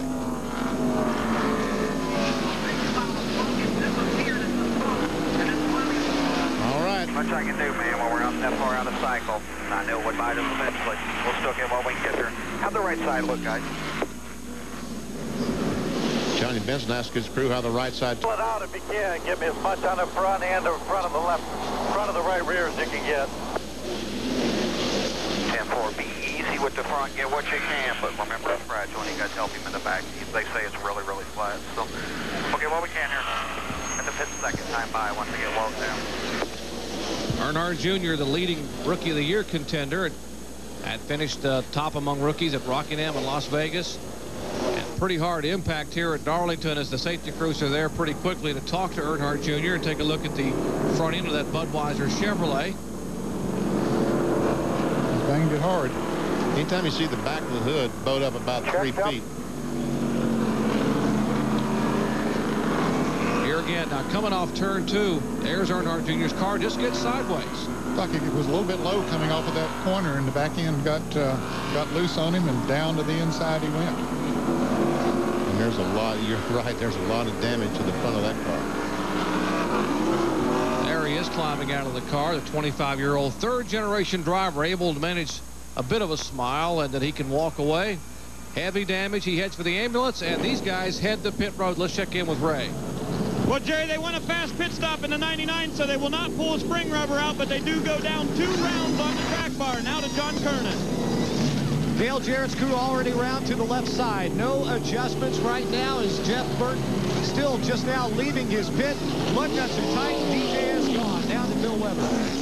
Bobby Labonte on pit road, down 1 pound of air pressure in all 4 tires. Rights are already on, around to the left. Heavy traffic down here. Labonte's going to race Jarrett. Burton's going to try and beat him out, pushes him to the wall. It's 22 in the 18 and the 88.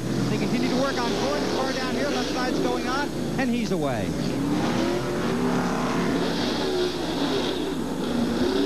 So Ward Burton's crew, let's give them a call. Won that race off pit road.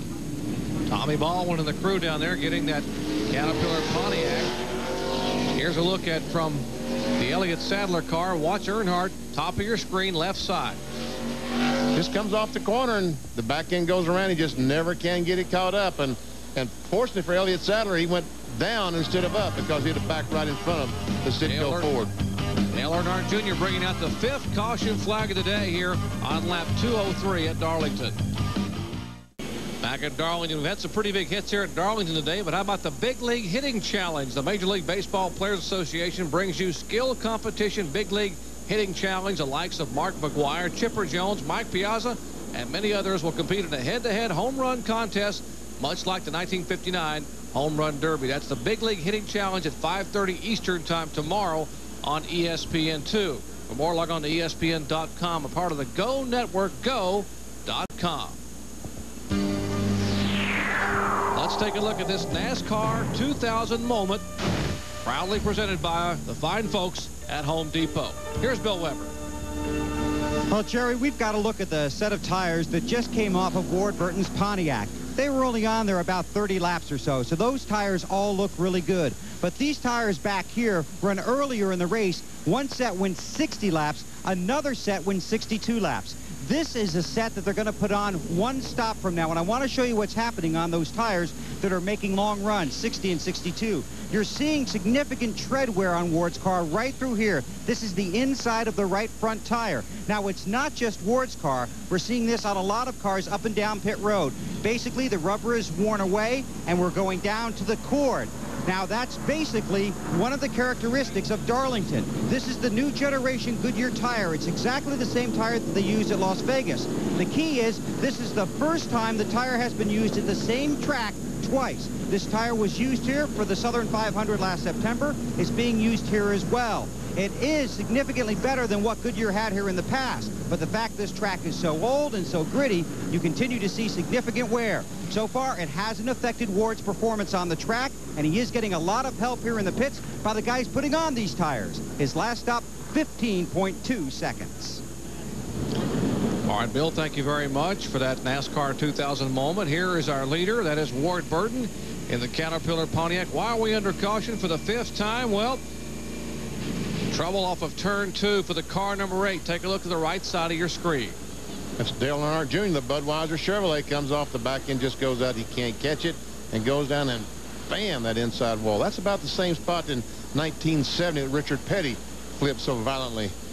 And he just somersaulted down that back straightaway. Back then it was the front straightaway here at Darlington, but you see from Elliott Sadler's Citgo roof camera, you see the 8 car just spin sideways. And there's a damaged car as the crew's waiting on that car back in the garage area because Earnhardt Jr. is currently 14th in the point standings and number 1 in the rookie standings. Back with more as Ward Burton leads. Welcome back to Darlington Raceway here in Darlington, South Carolina. I'm Jerry Punch along with Ned Jarrett, Benny Parsons, Bill Weber, Ray Dunlap, and John Kernan covering the action live. And you get this nice shot overlooking this racetrack by the fine folks at Pennzoil. Our Pennzoil copter cam hovering overhead. Let's go down on the pits with Ray Dunlap. Well, Jerry, we always talk about Darlington being a place where you have to learn a lot, and all the rookies learn about Darlington, but Dale Jr., you learned the hard way today how hard you can crash here. We crashed here before, but we had a real good car at the start of the race, and then after the first pit stop, it was so loose, so I just couldn't drive it. I kept telling Tony and the guys in the pits the car was real bad loose over and over and over, and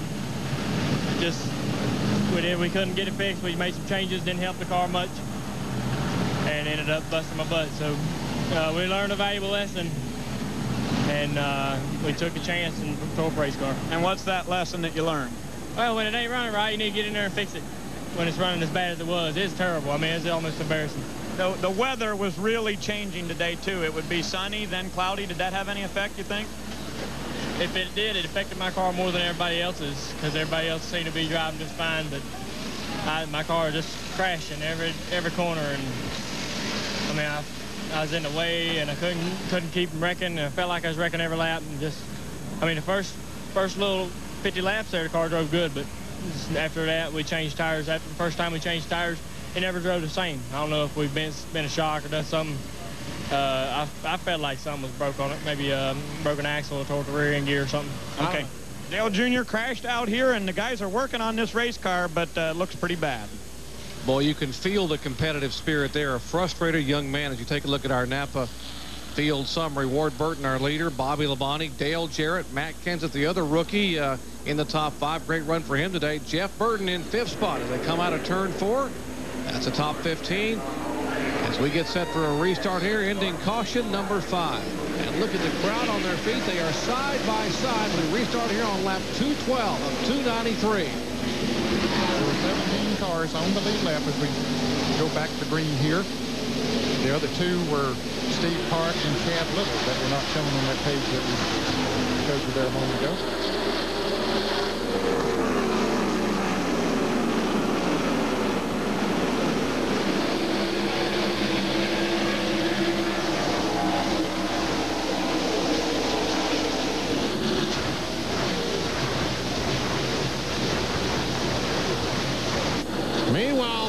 Jarrett goes into that 2nd spot. Bobby Labonte back to 3rd. And then Jarrett tries to chase down that other Pontiac of Ward Burton. So it's Pontiac, Ford, and Pontiac in that order. Pontiac's holding 2 of the top 3 spots here. Remember, if you just joined us, Pontiac has never won in the modern era at Darlington. Last Pontiac win came here in the Rebel 300 in 1963. A guy by the name of Joe Weatherly. Pretty good chauffeur, I would say. Driving for Bud Moore back then. He was a great race driver. In fact, I was in that race. Man, that has been a long time. How about Dale Earnhardt, Benny? He's gotten the handle back on his car. Well, he's in 7th position right now. He's trying to run down Tony Stewart in 6th. But I would think right now that Earnhardt learned a very valuable lesson in Rockingham back about a month ago. He's saving that car, trying to save these tires and have something at the end of a 40, 50 lap run. There's the Valvoline Ford for Mark Martin. He's right in front of Bill Elliott. There's Jeff Gordon in the car number 24, just out the right of your screen. There's Rusty Wallace right behind Jeff Gordon. A little bit of a wiggle coming off of turn 2. Good break there for a lot of these drivers that were more than a half lap behind Rusty Wallace, Jeff Gordon, Mark Martin, and those drivers before this caution came out. We had a long green flag run, and they were pretty far behind, but now they're right back in it. As he goes down in turn 1, we'll see he gets up to 178 miles per hour. Hard on the brakes. And just touches brakes there to keep the car turning. That's a great run on Jeff Gordon. Can he get by? He's trying. He's got to play offense and defense there as Terry Labonte is right behind him. Terry and Kellogg Chevrolet doing a good job here today. Right there in 12th position. As you watch Rusty Wallace, we got to give a call to this crew. This car Rusty's driving is the same car that was involved in that horrendous wreck on lap 270 in Atlanta last week. And guys, they put a rear clip, new sheet metal, an entire new left side on this car in 2.5 days, and had it here to qualify on Friday, while the other part of the team was up in Bristol testing. A lot of work in that Penske shop, and they have worked on this car all day. By the way, Robin Pemberton getting this car better and better, and now he's battling for the 11th spot. You get a race car that you like, and Rusty likes this race car. Steve Park apparently has blown an engine. Something has happened. There's a lot of smoke coming from the the one car. Just that quickly, the two DEI cars, Dale Earnhardt Incorporated cars, talking about Earnhardt Jr. who slapped the wall back about 15 laps ago, lap 203, and now Steve Park's car shows some smoke, and he is slowing down. I'll tell you what, they have really had a problem there with engines. Steve Park lost 2 engines out in Las Vegas. One on Saturday, one on Sunday. Riding along with Elliott Sadler, the 21 car. He's having a good run today. He's currently in 13th position, passing John Andretti, who's a lap down. Andretti is in 23rd position. They didn't quite make that pass. And he's about to lose a spot. Well, I thought that Kevin LePage, the 16 car, was going to try to take that spot away, but couldn't do it. From the spot from Elliott Sadler.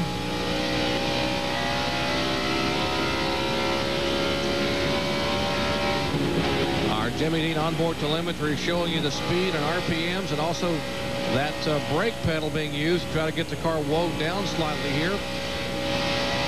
Citgo onboard camera looking out the back of Elliott Sadler's 13th place car. Back at the Kevin LePage machine. Heavy braking there, and I guess Vinny, he just drive it in there and jump on that pedal. Jump on the brake pedal. I saw 9,000 RPMs for just a second. He will not turn that many down this straightaway. He turned more down the other one because this corner is longer. Just 8,300 RPMs on the front stretch. Here's Ward Burton. Boy, he has driven away from the rest of the, well, not too far away from Dale Jarrett, but he's already catching up to the back of the cars that are not fully up to speed, and a little bit of traffic there. Kenny Irving with his modified looking car. Ward Burton has certainly dominated today. He has led 120 laps, his previous best 87 laps back in October of 1995. Ward Burton trying to get his second career win. It has been a long time since Burton has gone to victory lane, and lone win coming at Rockingham. The faces of the stars here at Darlington today: Ward Burton, Dale Jarrett, defending Winston Cup champion, and Bobby Labonte. That's the top 3 as they are in order.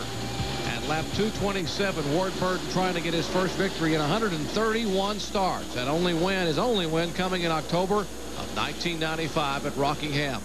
What a day for the Caterpillar Pontiac. He has led 126 laps of 227 that have been completed. And he and Dale Jarrett have pulled away from Bobby Labonte, who is in third. 2.79 seconds they were ahead the last time around. And it looks like these two cars are pretty doggone evenly matched. Talking about the 22 and 88. There's Bobby Labonte that Ned talked about. There goes Earnhardt by. Tony Stewart currently in the 7th position. Bobby Hamilton in 8th.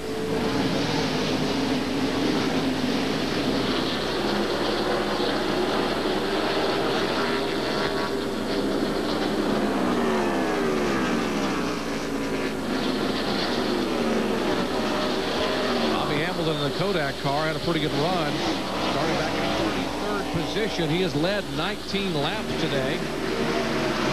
One of 6 different cars that have led. Now, we showed you a moment ago in our Jimmy Dean telemetry that when they go in a corner, you see that light up for the brake pedal. They hit the brakes pretty darn hard here. Watch Bobby Hamilton. He goes in the corner, hits the brakes hard enough that it gets enough weight shift that the fender, left front fender, goes down and hits the left front tire. That's the smoke that you saw.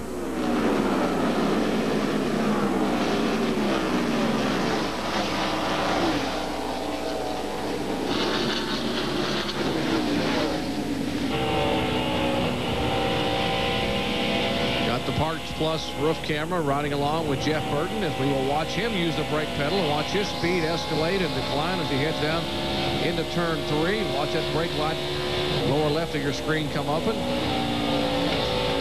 8,700 RPMs. And this is the slower corner, about 20 miles per hour slower than the other. And we'll watch and see how many RPMs he turns down this straightaway. About 8,500 RPMs. So back on the gas hard. Now turn left. Had to back off the gas. You have to back off just a little bit to get the car turned. Coming off turn 2. All right, right along with the Coors Light roof camera for Sterling Marlin. See how he compares to Jeff Burton? See, right away, he's turning a lot more RPMs. He's got more gear in the back than Jeff Burton has. Comes down the front straightaway. We saw Jeff Burton turn about 8,500 down this straightaway, and we'll see that Sterling Marlin turned 8,700 I saw once. So they do that RPM by changing the gear ratio in the back. How about Elliott Sadler? Let's see what kind of gear he's got in the Citgo Ford. 83, 85, 6. Looks like he and Jeff Burton has about the same gear in the back of theirs. How about Rusty still back in 11th spot? Our Miller Lite on board. Wow, that was going down in turn 1. He'll probably turn 9,000 down the backstretch. And that's not surprising. Rusty normally runs a little bit lower gear than most of the other Ford cars, at least. Watch this.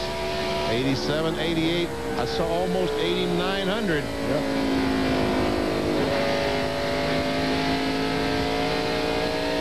And they use gear ratio to get these cars off the corner, get them that torque off the corner to start them down the straightaway. There are the leaders.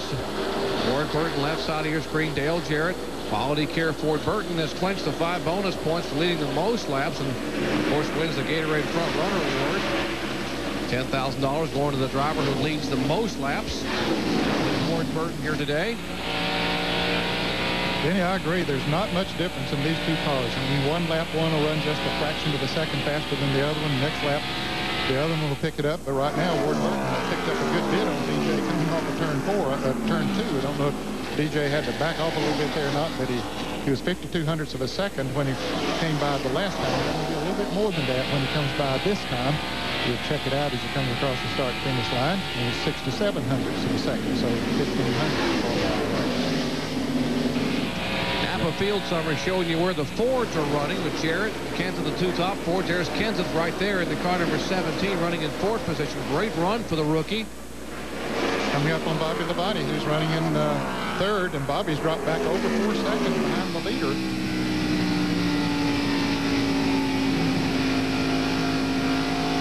And it looks like right now that Matt Kenseth is a little bit faster than Bobby Labonte. Pontiac leading the way. That is Ward Burton. Ford in 2nd spot. The highest Chevrolet right now is Dale Earnhardt in 6th position in the car number 3.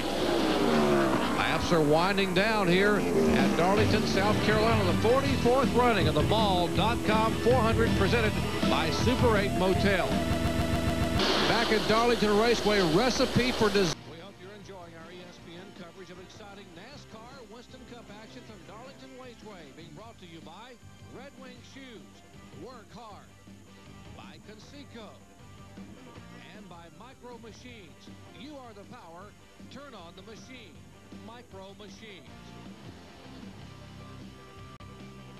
Next Sunday, we got a triple header for you. We go to Thunder Valley, Bristol, Tennessee for NASCAR's Winston Cup Food City 500 at 1 o'clock Eastern Time. How about the Grand Prix of Miami? Kart FedEx Championship Series action, 4:30 Eastern Time on ESPN. And, of course, 7 Eastern. How about the half-mile exciting track Mesa Marin Raceway out in California, the Dodge California 250 for the NASCAR Craftsman trucks. Dana Dodge for Joe Ruttman winning yesterday out at Phoenix. So triple header next week coming your way. Stock cars, Indy cars, and NASCAR Craftsman trucks. What about the pit strategy coming up here? Let's check in now with Bill Weber. Well, Jerry, this segment of the race went green with just over 80 laps to go when there was significant discussion between crew chiefs and driver as to how that was going to play out.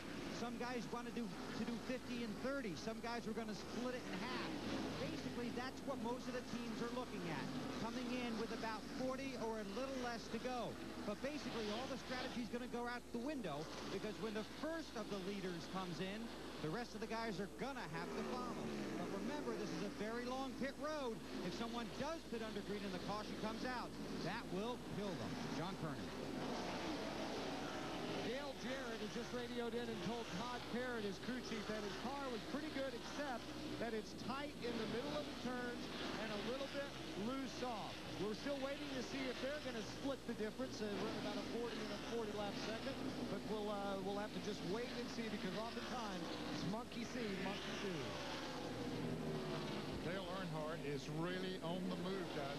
He has caught Bobby Labonte about to take away the 4th position, does it with ease. He's been gaining about 3 to 4 tenths of a second a lap on the leader. Take a look at our Nation's Rent on-track interval for Earnhardt, and exactly right, Ed. He is reeling them in. 4.7 seconds, reminiscent of him in the late laps at Atlanta last week. It takes a Chevrolet a little bit to come in, but when he gets to going, he takes off. Look, he's coming up on Matt Kenseth there now. He's running 3rd. Matt's 4 1/4 seconds behind Ward Burton. I think that Dale Earnhardt learned a great deal about what to do with tire management at Rockingham. When he almost won the race about a month ago, he found that if you just back off a little bit, don't run too hard early on, you'll have something at the end. Let's check in with Bill Weber. I can't add to that, because that's exactly what I was going to point out that their strategy was, and they've talked about it on the radio, as we mentioned earlier. Earnhardt is, I don't want to call it laying back, but rolling out of the throttle early in the run, so he is stronger. Earlier in this race, we saw him make up 3 seconds late in the run. Now, once again, coming to the front, and he knows he has another set of tires coming for the end of this race. In victory lane at Rockingham, Bobby Labonte credited Dale Earnhardt with giving him some very valuable advice, because just that. Bide your time, be patient, and save those tires. And Bobby Labonte, that's what helped me win this race today, right in front of Dale Earnhardt. That's what Earnhardt is doing right now, with the final pit stop probably coming sometime in the next 10 to 15 laps. That's a battle for 3rd spot right there between Matt Kenseth and Dale Earnhardt. And Earnhardt right now is only 4 seconds behind the leader, Ward Burton. We saw him just a moment ago, 4.7. It's now down to 4 seconds. All right, Rusty Wallace is making his pit stop a little bit early here. Miller Lite Ford coming in for what should be his last pit stop. Just 43 laps to go from now to the checkered flag. Robin Pemberton comes across the wall with the crew. John? And Rusty Wallace is in for his final stop. They'll make a wedge adjustment in the left rear, 1 turn down. And Earnhardt gets by Matt Kenseth to take over the 4th spot. Rusty now getting the left sides tight, and he is down and away. Earnhardt now in 3rd position, so it is Ward Burton, Jarrett Earnhardt, and Kenseth in that order. But now Earnhardt is only 3 seconds behind the leader, Ward Burton. And about 10 or 12 laps ago, he was 6 seconds behind. DJ beginning to move in a little bit now on Ward Burton. This is as close as he's been to him since the restart.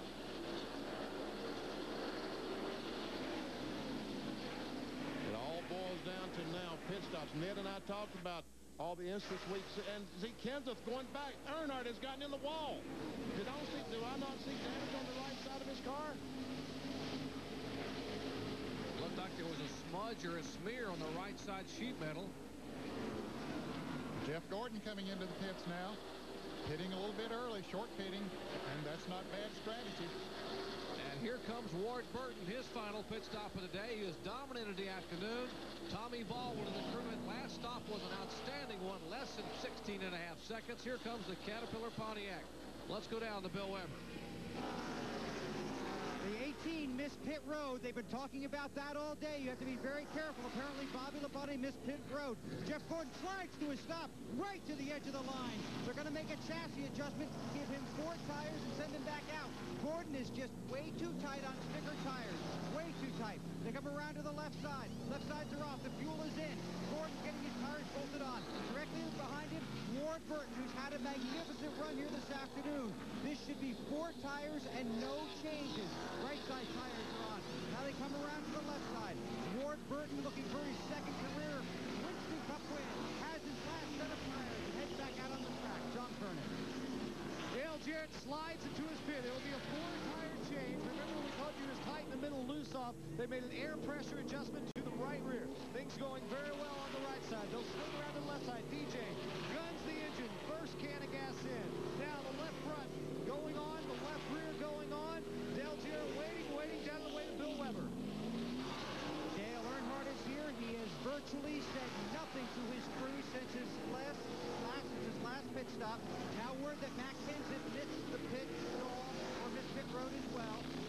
Now the 3 is taken off. Here's Bobby Labonte on pit road. Significant damage to the right front of the car.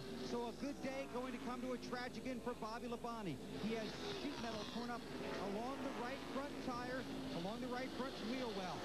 They did as much as they could in the little time that they have. They had a hammer out there, but that's not going to help at this point. So they're going to put on the right side and the left side tires. Bobby Labonte will take off and rejoin the race. And folks, you see just what kind of lead that Ward Burton has on Dale Jarrett after they exchange the pit stop. I mean, these cars I don't think are the leaders, but Ward has a 2-second lead now, and it was only a 0.2 of a second lead before they came in, Benny. DJ's pit stop was one of the slower ones we've seen today, a little over 18 seconds. Don Kernan in the Kenseth pits.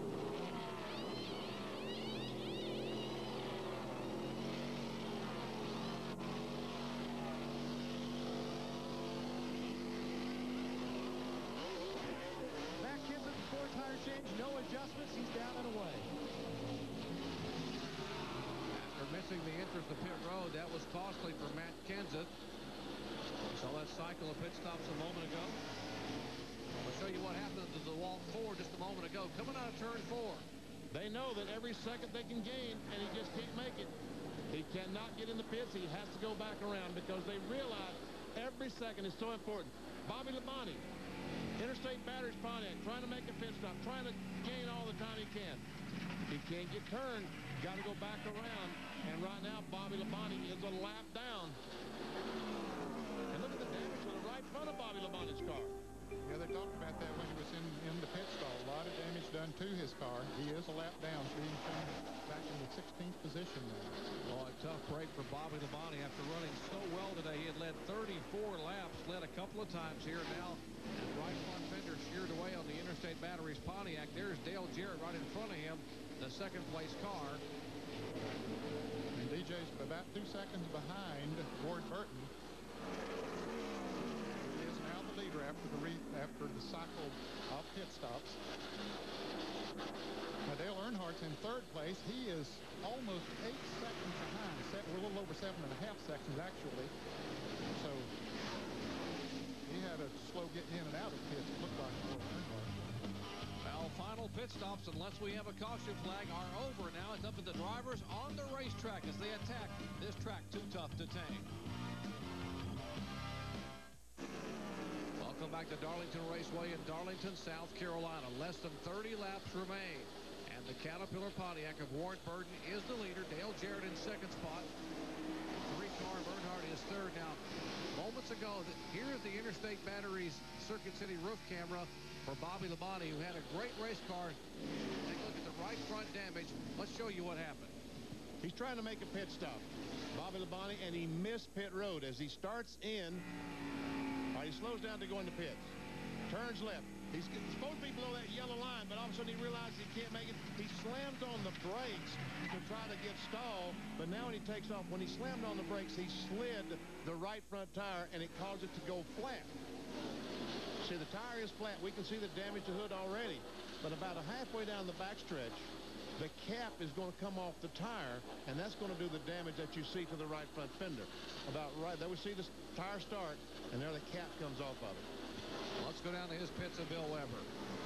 That's how it happened. Here's the aftermath. This is the left front tire. You can see here where he's worn the tread away, but let's take a look at the big damage. This is the right front tire.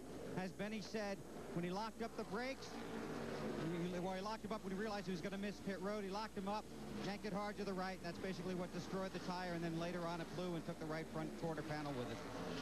Right now, he's 1 lap down in 14th position. And that miscue, remember, he was the points leader coming in with an 18-point lead over Mark Martin. That miscue could possibly cost him the points lead going to Bristol, Tennessee next week. Every position is critical. Martin was in second spot on the points. Earnhardt was 50 behind Martin, so Martin is the guy really who could catch him. Martin is running in 11th position right now. Bobby Labonte is running in 14th. He's 1 lap down. So it's only 3 positions at the moment. That's only 9 points. So it would be a 9-point differential if they stay as they are right now for the final, 25 laps or so. Exactly. Take a look at our Napa field summary. Points as of now, you see the differential. Bobby Labonte would remain as the point leader. Martin Earnhardt and Ward Burton would move up a spot to 4th. Dale Jarrett move up a spot into 5th. But we still got 20-some laps to go here. And they will never end as far as Ward Burton is concerned. This will be the longest 20-some laps in his life because, Ned, you can just tell by the way he's driving. He wants this thing so badly. Yeah, he's still a little over 2 seconds ahead of DJ. About 3-4 laps ago, he got up to 2.7 seconds. DJ got caught behind the lap car of Ken Schrader and lost about 6 or 7 tenths of a second, but DJ's cut it back down a little bit now. But now Ward's in traffic again. He's coming up on Rusty Wallace. Wallace running in 13th position. He's about to go a lap down just here. Ward Burton finished 8th in the race here last spring, finished 2nd last fall to his brother Jeff Burton. He came into today 5th in the point standings after finishing 8th at Daytona, 3rd at Rockingham in this car, and 8th at Atlanta. And there's Tabitha. She's got to be saying, oh, we've wanted this. We've waited so long. His only victory came some 5 years ago in Rockingham in 1995. Back in a moment. To bring you the exciting climax from Darlington, South Carolina. And how about wrapping it up tonight with Reese Davis at 1:30 a.m. Eastern Time. RPM tonight, highlights from today's NASCAR Western Cup event, a recap of the Indy Racing League Phoenix 250, NHRA Gator Nationals recap from Gainesville, Florida. That's 1:30 a.m. Eastern Time. Reese Davis, RPM tonight only on ESPN2. For more, log on to ESPN.com, a part of the Go Network, go.com.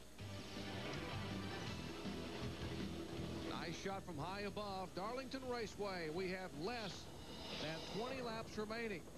Shot courtesy of the fine folks at Pennzoil in our Pennzoil Copter Cam. And Ward Burton has opened up a 2.73 second lead on second place. He's got it going. And I think he's going to run just as hard as he can to the very last lap because this racetrack, if he catches a slow car at the wrong time, DJ will be right on his back bumper. And DJ just caught 2 cars running side by side, so he's going to lose another half a second back there on those.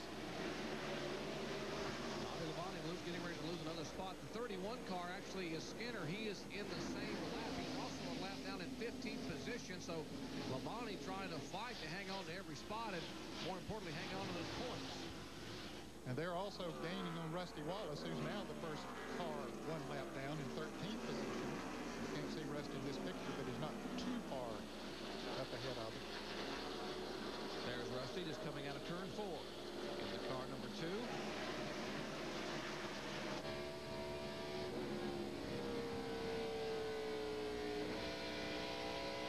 Well, you're right, Ned, that when DJ ran across those 2 cars running side by side, he lost almost a second. He's now 3.5 seconds behind Ward Burton.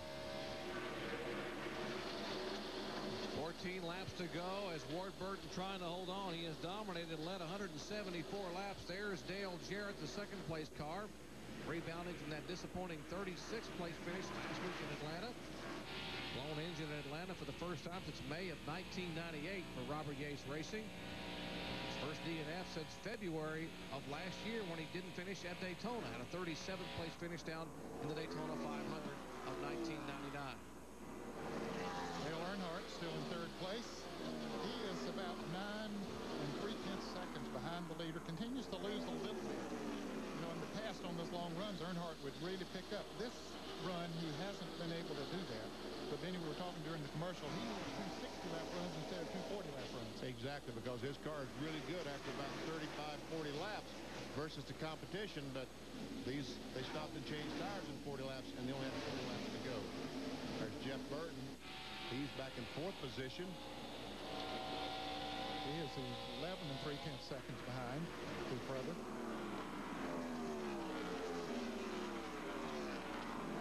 Tony Stewart in 5th position. Tony Stewart probably about 15 seconds behind the leader. That's 4th position there. Matt Kenseth, the DeWalt car, now being shown in 6th spot, having gone by Bobby Hamilton. Got to be impressed with Kenseth's rookie run here. He ran in a substitute role last spring for Bobby Labonte, but his own car, his own team, Robbie Reiser, what a job they have done here today. It's been a terrific job for Kenseth, Robbie Reiser, the entire crew.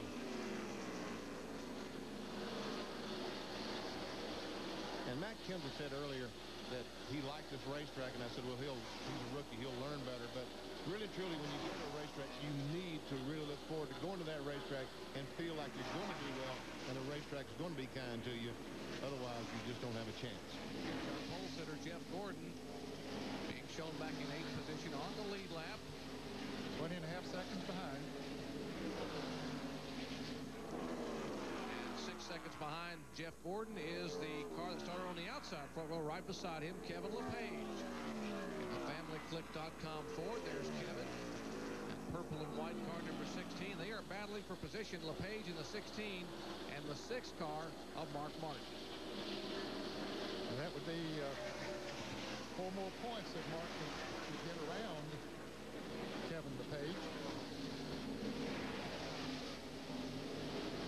That'd make the points awfully close if he picks up that position. And he's making a bid. Down on the inside. Makes the pass. He picks up the 9th position.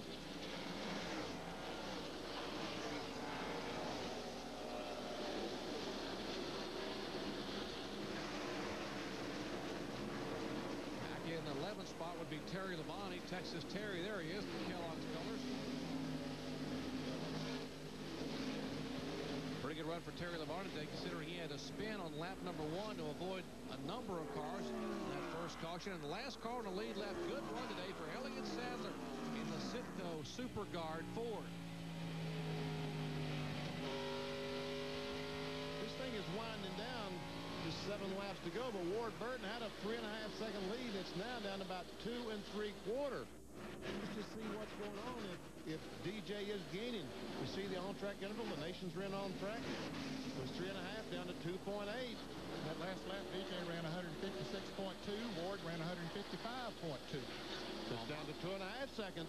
Mile-per-hour difference, and there's Dale Jarrett, and he is making a move. You can visibly now see him closing on the racetrack with 5.5 laps to go. Well, his crew's got to be telling him, hey, you're picking up, but I got a feeling that Ward Burton is just really taking it easy right now, not pushing that thing to the limit, because he knows how easy you can get in trouble on this racetrack, and I believe that he's cooling it right now. By that time by, DJ closed another 1/10 of a second, but with 5 laps to go, he's got to start picking up 3 or 4 tenths a lap. Yeah. There's Bill Elliott right behind Ward Burton, and there's Dale Jarrett now in the same picture. Last time by, Jarrett still faster. 155.9 for Jarrett, 155.3 for Ward Burton. Handful of laps to go for Ward Burton. 132 races since he has gone to victory lane. Car owners Bill and Gail Davis, 2 of the most likable people in the Winston Cup Garage. This would be a very popular win among other owners and competitors. If they can't win it, they wouldn't mind seeing Bill and Gail Davis get a victory. They have certainly paid their dues. No question about that. They're fine people and have been good for this sport. Ward Burton certainly has done his part in driving. Battle for 4th spot, Penny. Tony Stewart takes it away, moves into 4th. All of a sudden, Jeff Burton right at the end of these runs, as it has all day, right at the end, just can't get it going. And see Tony Stewart's car wiggling.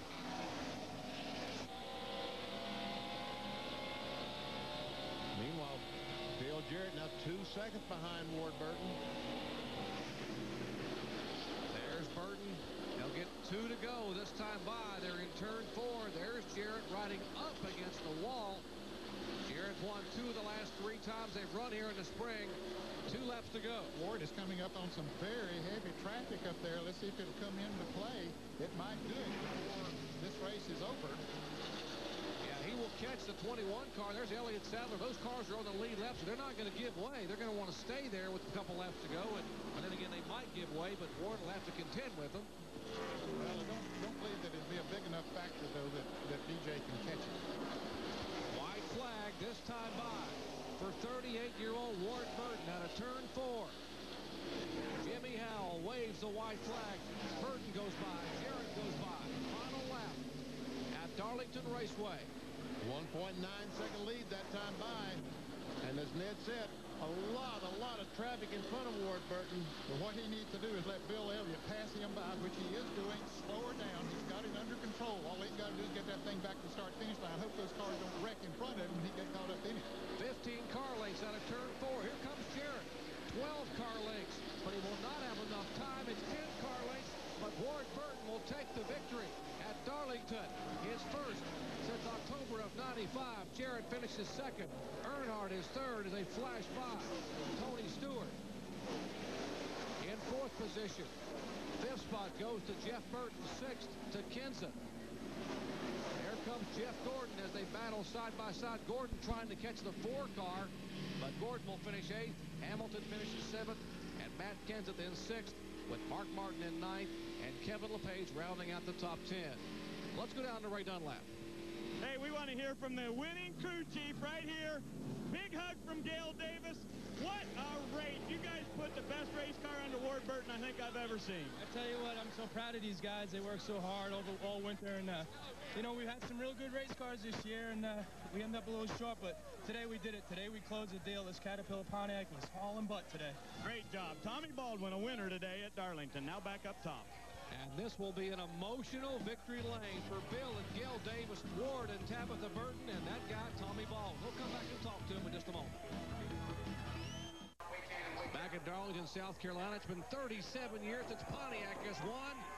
1963 until today. How about that Pontiac power in the Caterpillar Kid? Ward Burton gets his first victory. Let's go down to our McDonald's drive-through victory lane and Bill Weber. Well, he got a big hug from his crew chief, Tommy Baldwin, and more hugs from his crew, a kiss from his wife. He called over his kids. Good job, buddy. Good job. Good job. Ward, congratulations. Welcome back to Victory Lane. Wow, thanks, man. It's been a long time coming, but woo! This team's been giving me good cars. Caterpillar team, they just can't say enough about them. You know, we're a team. We make mistakes together, and we do good together. And wow, what an awesome ride today. You told me last night that you thought you'd have a good car here today. Yeah, you know, we made 3 runs yesterday in a happy hour, and the middle run was the best in the long run, and that seemed to be what we had today. 88 and 18, they got going a lot better, but couldn't keep up with the 22 Pontiac. First time Pontiac's been to Victory Lane here, I believe, since 1963. Wow, that's great. Well, Pontiac's been great to us, you know. They've got a good car for us, and they give us a lot of support. And I'm happy for Pontiac and Hopper's Pike and Polaris and Mountain Dew and Honeywell and ProCert Bosch, all of our sponsors. Thanks so much for support. Ward, you had a lot of competition on the track today, and at the end, it was the 88 that was coming after you. Yeah, it was. Man, lap traffic was. The place is so narrow, it's not anywhere for them to go sometime, but it was hairy out there a lot of times with lap traffic. I just lucky to keep the fenders on the car and get a little distance from Dale there when I had good tires. So, man, I'm pumped. We're going to have a good time tonight. When we talked late last season, you said you wanted to get back to Victory Lane because basically your children have never experienced the thrill of having their father come to Victory Lane because they're so young and your last win came so long ago. Yeah, it's been a while. Jeb was actually at a couple of Busch races we won. He was at Rockingham. We won the race, but it's been a while. He's been saying, Daddy, you're not going to ever win, so he can't say that anymore. Ward, it has been a while since you've been back here. Did you ever have any self-doubts?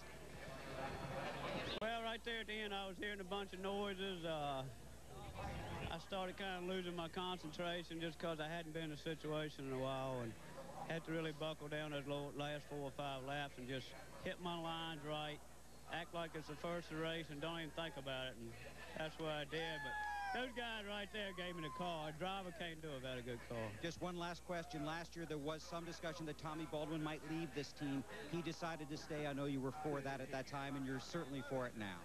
I think he's glad he stayed with us. He's family right here. I mean, he's a close friend of mine as well as all these guys. But Tommy and I hopefully be together a long time, and we're just excited about the future of this team, buddy. Congratulations. Thanks.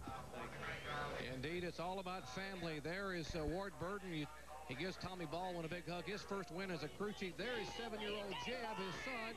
We saw 13-year-old Sarah there in the background a moment ago. And, of course, wife Tabitha. It is the Burton celebration. Last year it was the Burton celebration with Jeff Burton celebrating. Here in the year 2000, it is Ward Burton going to Victory Lane. and getting Pontiac's first win here in 37 years.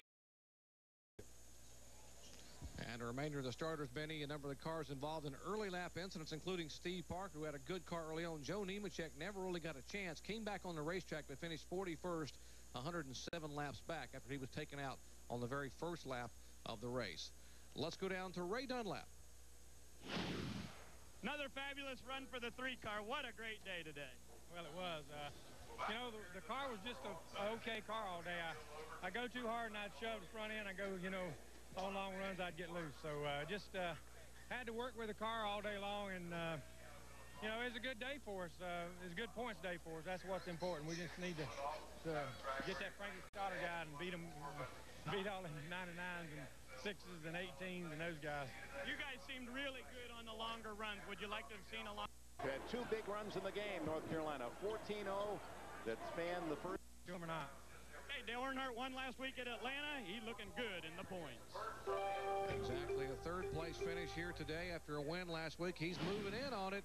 There are the points. Bobby Labonte hangs on barely, but the 13th place finish, 9 points between he and Mark Martin. Earnhardt just 32 back on Martin. He was 50 back prior to the day. Ward Burton moving up with that win today in the 4th spot. Dale Jarrett in 5th. You see Tony Stewart, Elliott Rudd, Burton, and Rusty Wallace rounding out the top 10. Let's go back to Victory Lane and visit with Bill Weber. And, Jerry, as you can imagine, a very joyous Victory Lane and a big smile from car owner Bill Davis. Congratulations and welcome back to Victory Lane, Bill. Thank you, Bill. It feels good. It's hard to believe it's been that long since we've been here. But you've never given up. It's been a lot of hard work, and today, the beginning of those rewards. I think so. You know, this team has really, really come a long way down through the years. It takes a long time to get everything in position that it takes to win these races, and we're there now. We've got the engine department, the chassis department, the bodies, great bunch of guys, awesome pit stops all day long. You know, hopefully we're here. You stuck with your driver, Ward Burton, for several years after his last win as well. Well, yeah, you know, Ward and I stuck together through a lot of really hard times and not that many good times. But I think that we both knew that it was there. You know, we could do it and we could win these races. And finally, you know, it's come together. I mean, we should have won some races last year, but we didn't. And I hopefully we're going to win some this year. You made the decision to bring in Tommy Baldwin last year as well. Yeah, that's probably the smartest thing I've ever done. Tommy's just, he adds a lot to our program. You know, he was maybe the icing on the cake, if you want to refer to it that way. We had a lot of good people in place and a lot of good things going, but Tommy brought a lot to the program. That day in Rockingham, you had a great race car, and you did go to Victory Lane, but that race is also remembered for a very controversial caution late in the race. Does this help erase that memory, Bill? Yeah, I think so, although even that day, you know, we led early, we led in the middle, and we were running away with it when that happened. So that didn't taint it too much for us. We enjoyed it and still continue to enjoy it. But, yeah, just to clearly, totally dominate a race, that doesn't happen very often. You know, you don't get a chance to do that, and fortunately, nothing went wrong. You know, we got to finish it off. Congratulations. Thank you very much. Bill Davis and his wife, Gail Davis, back here in Victory Lane with driver Ward Burton. And Ward Burton led 5 times for 188 of 293 laps, dominating the day. You talk about parity in NASCAR, 5 races, 5 different winners. 2 Fords, 2 Pontiacs, and a Chevrolet have gone to Victory Lane this year. Back in a moment.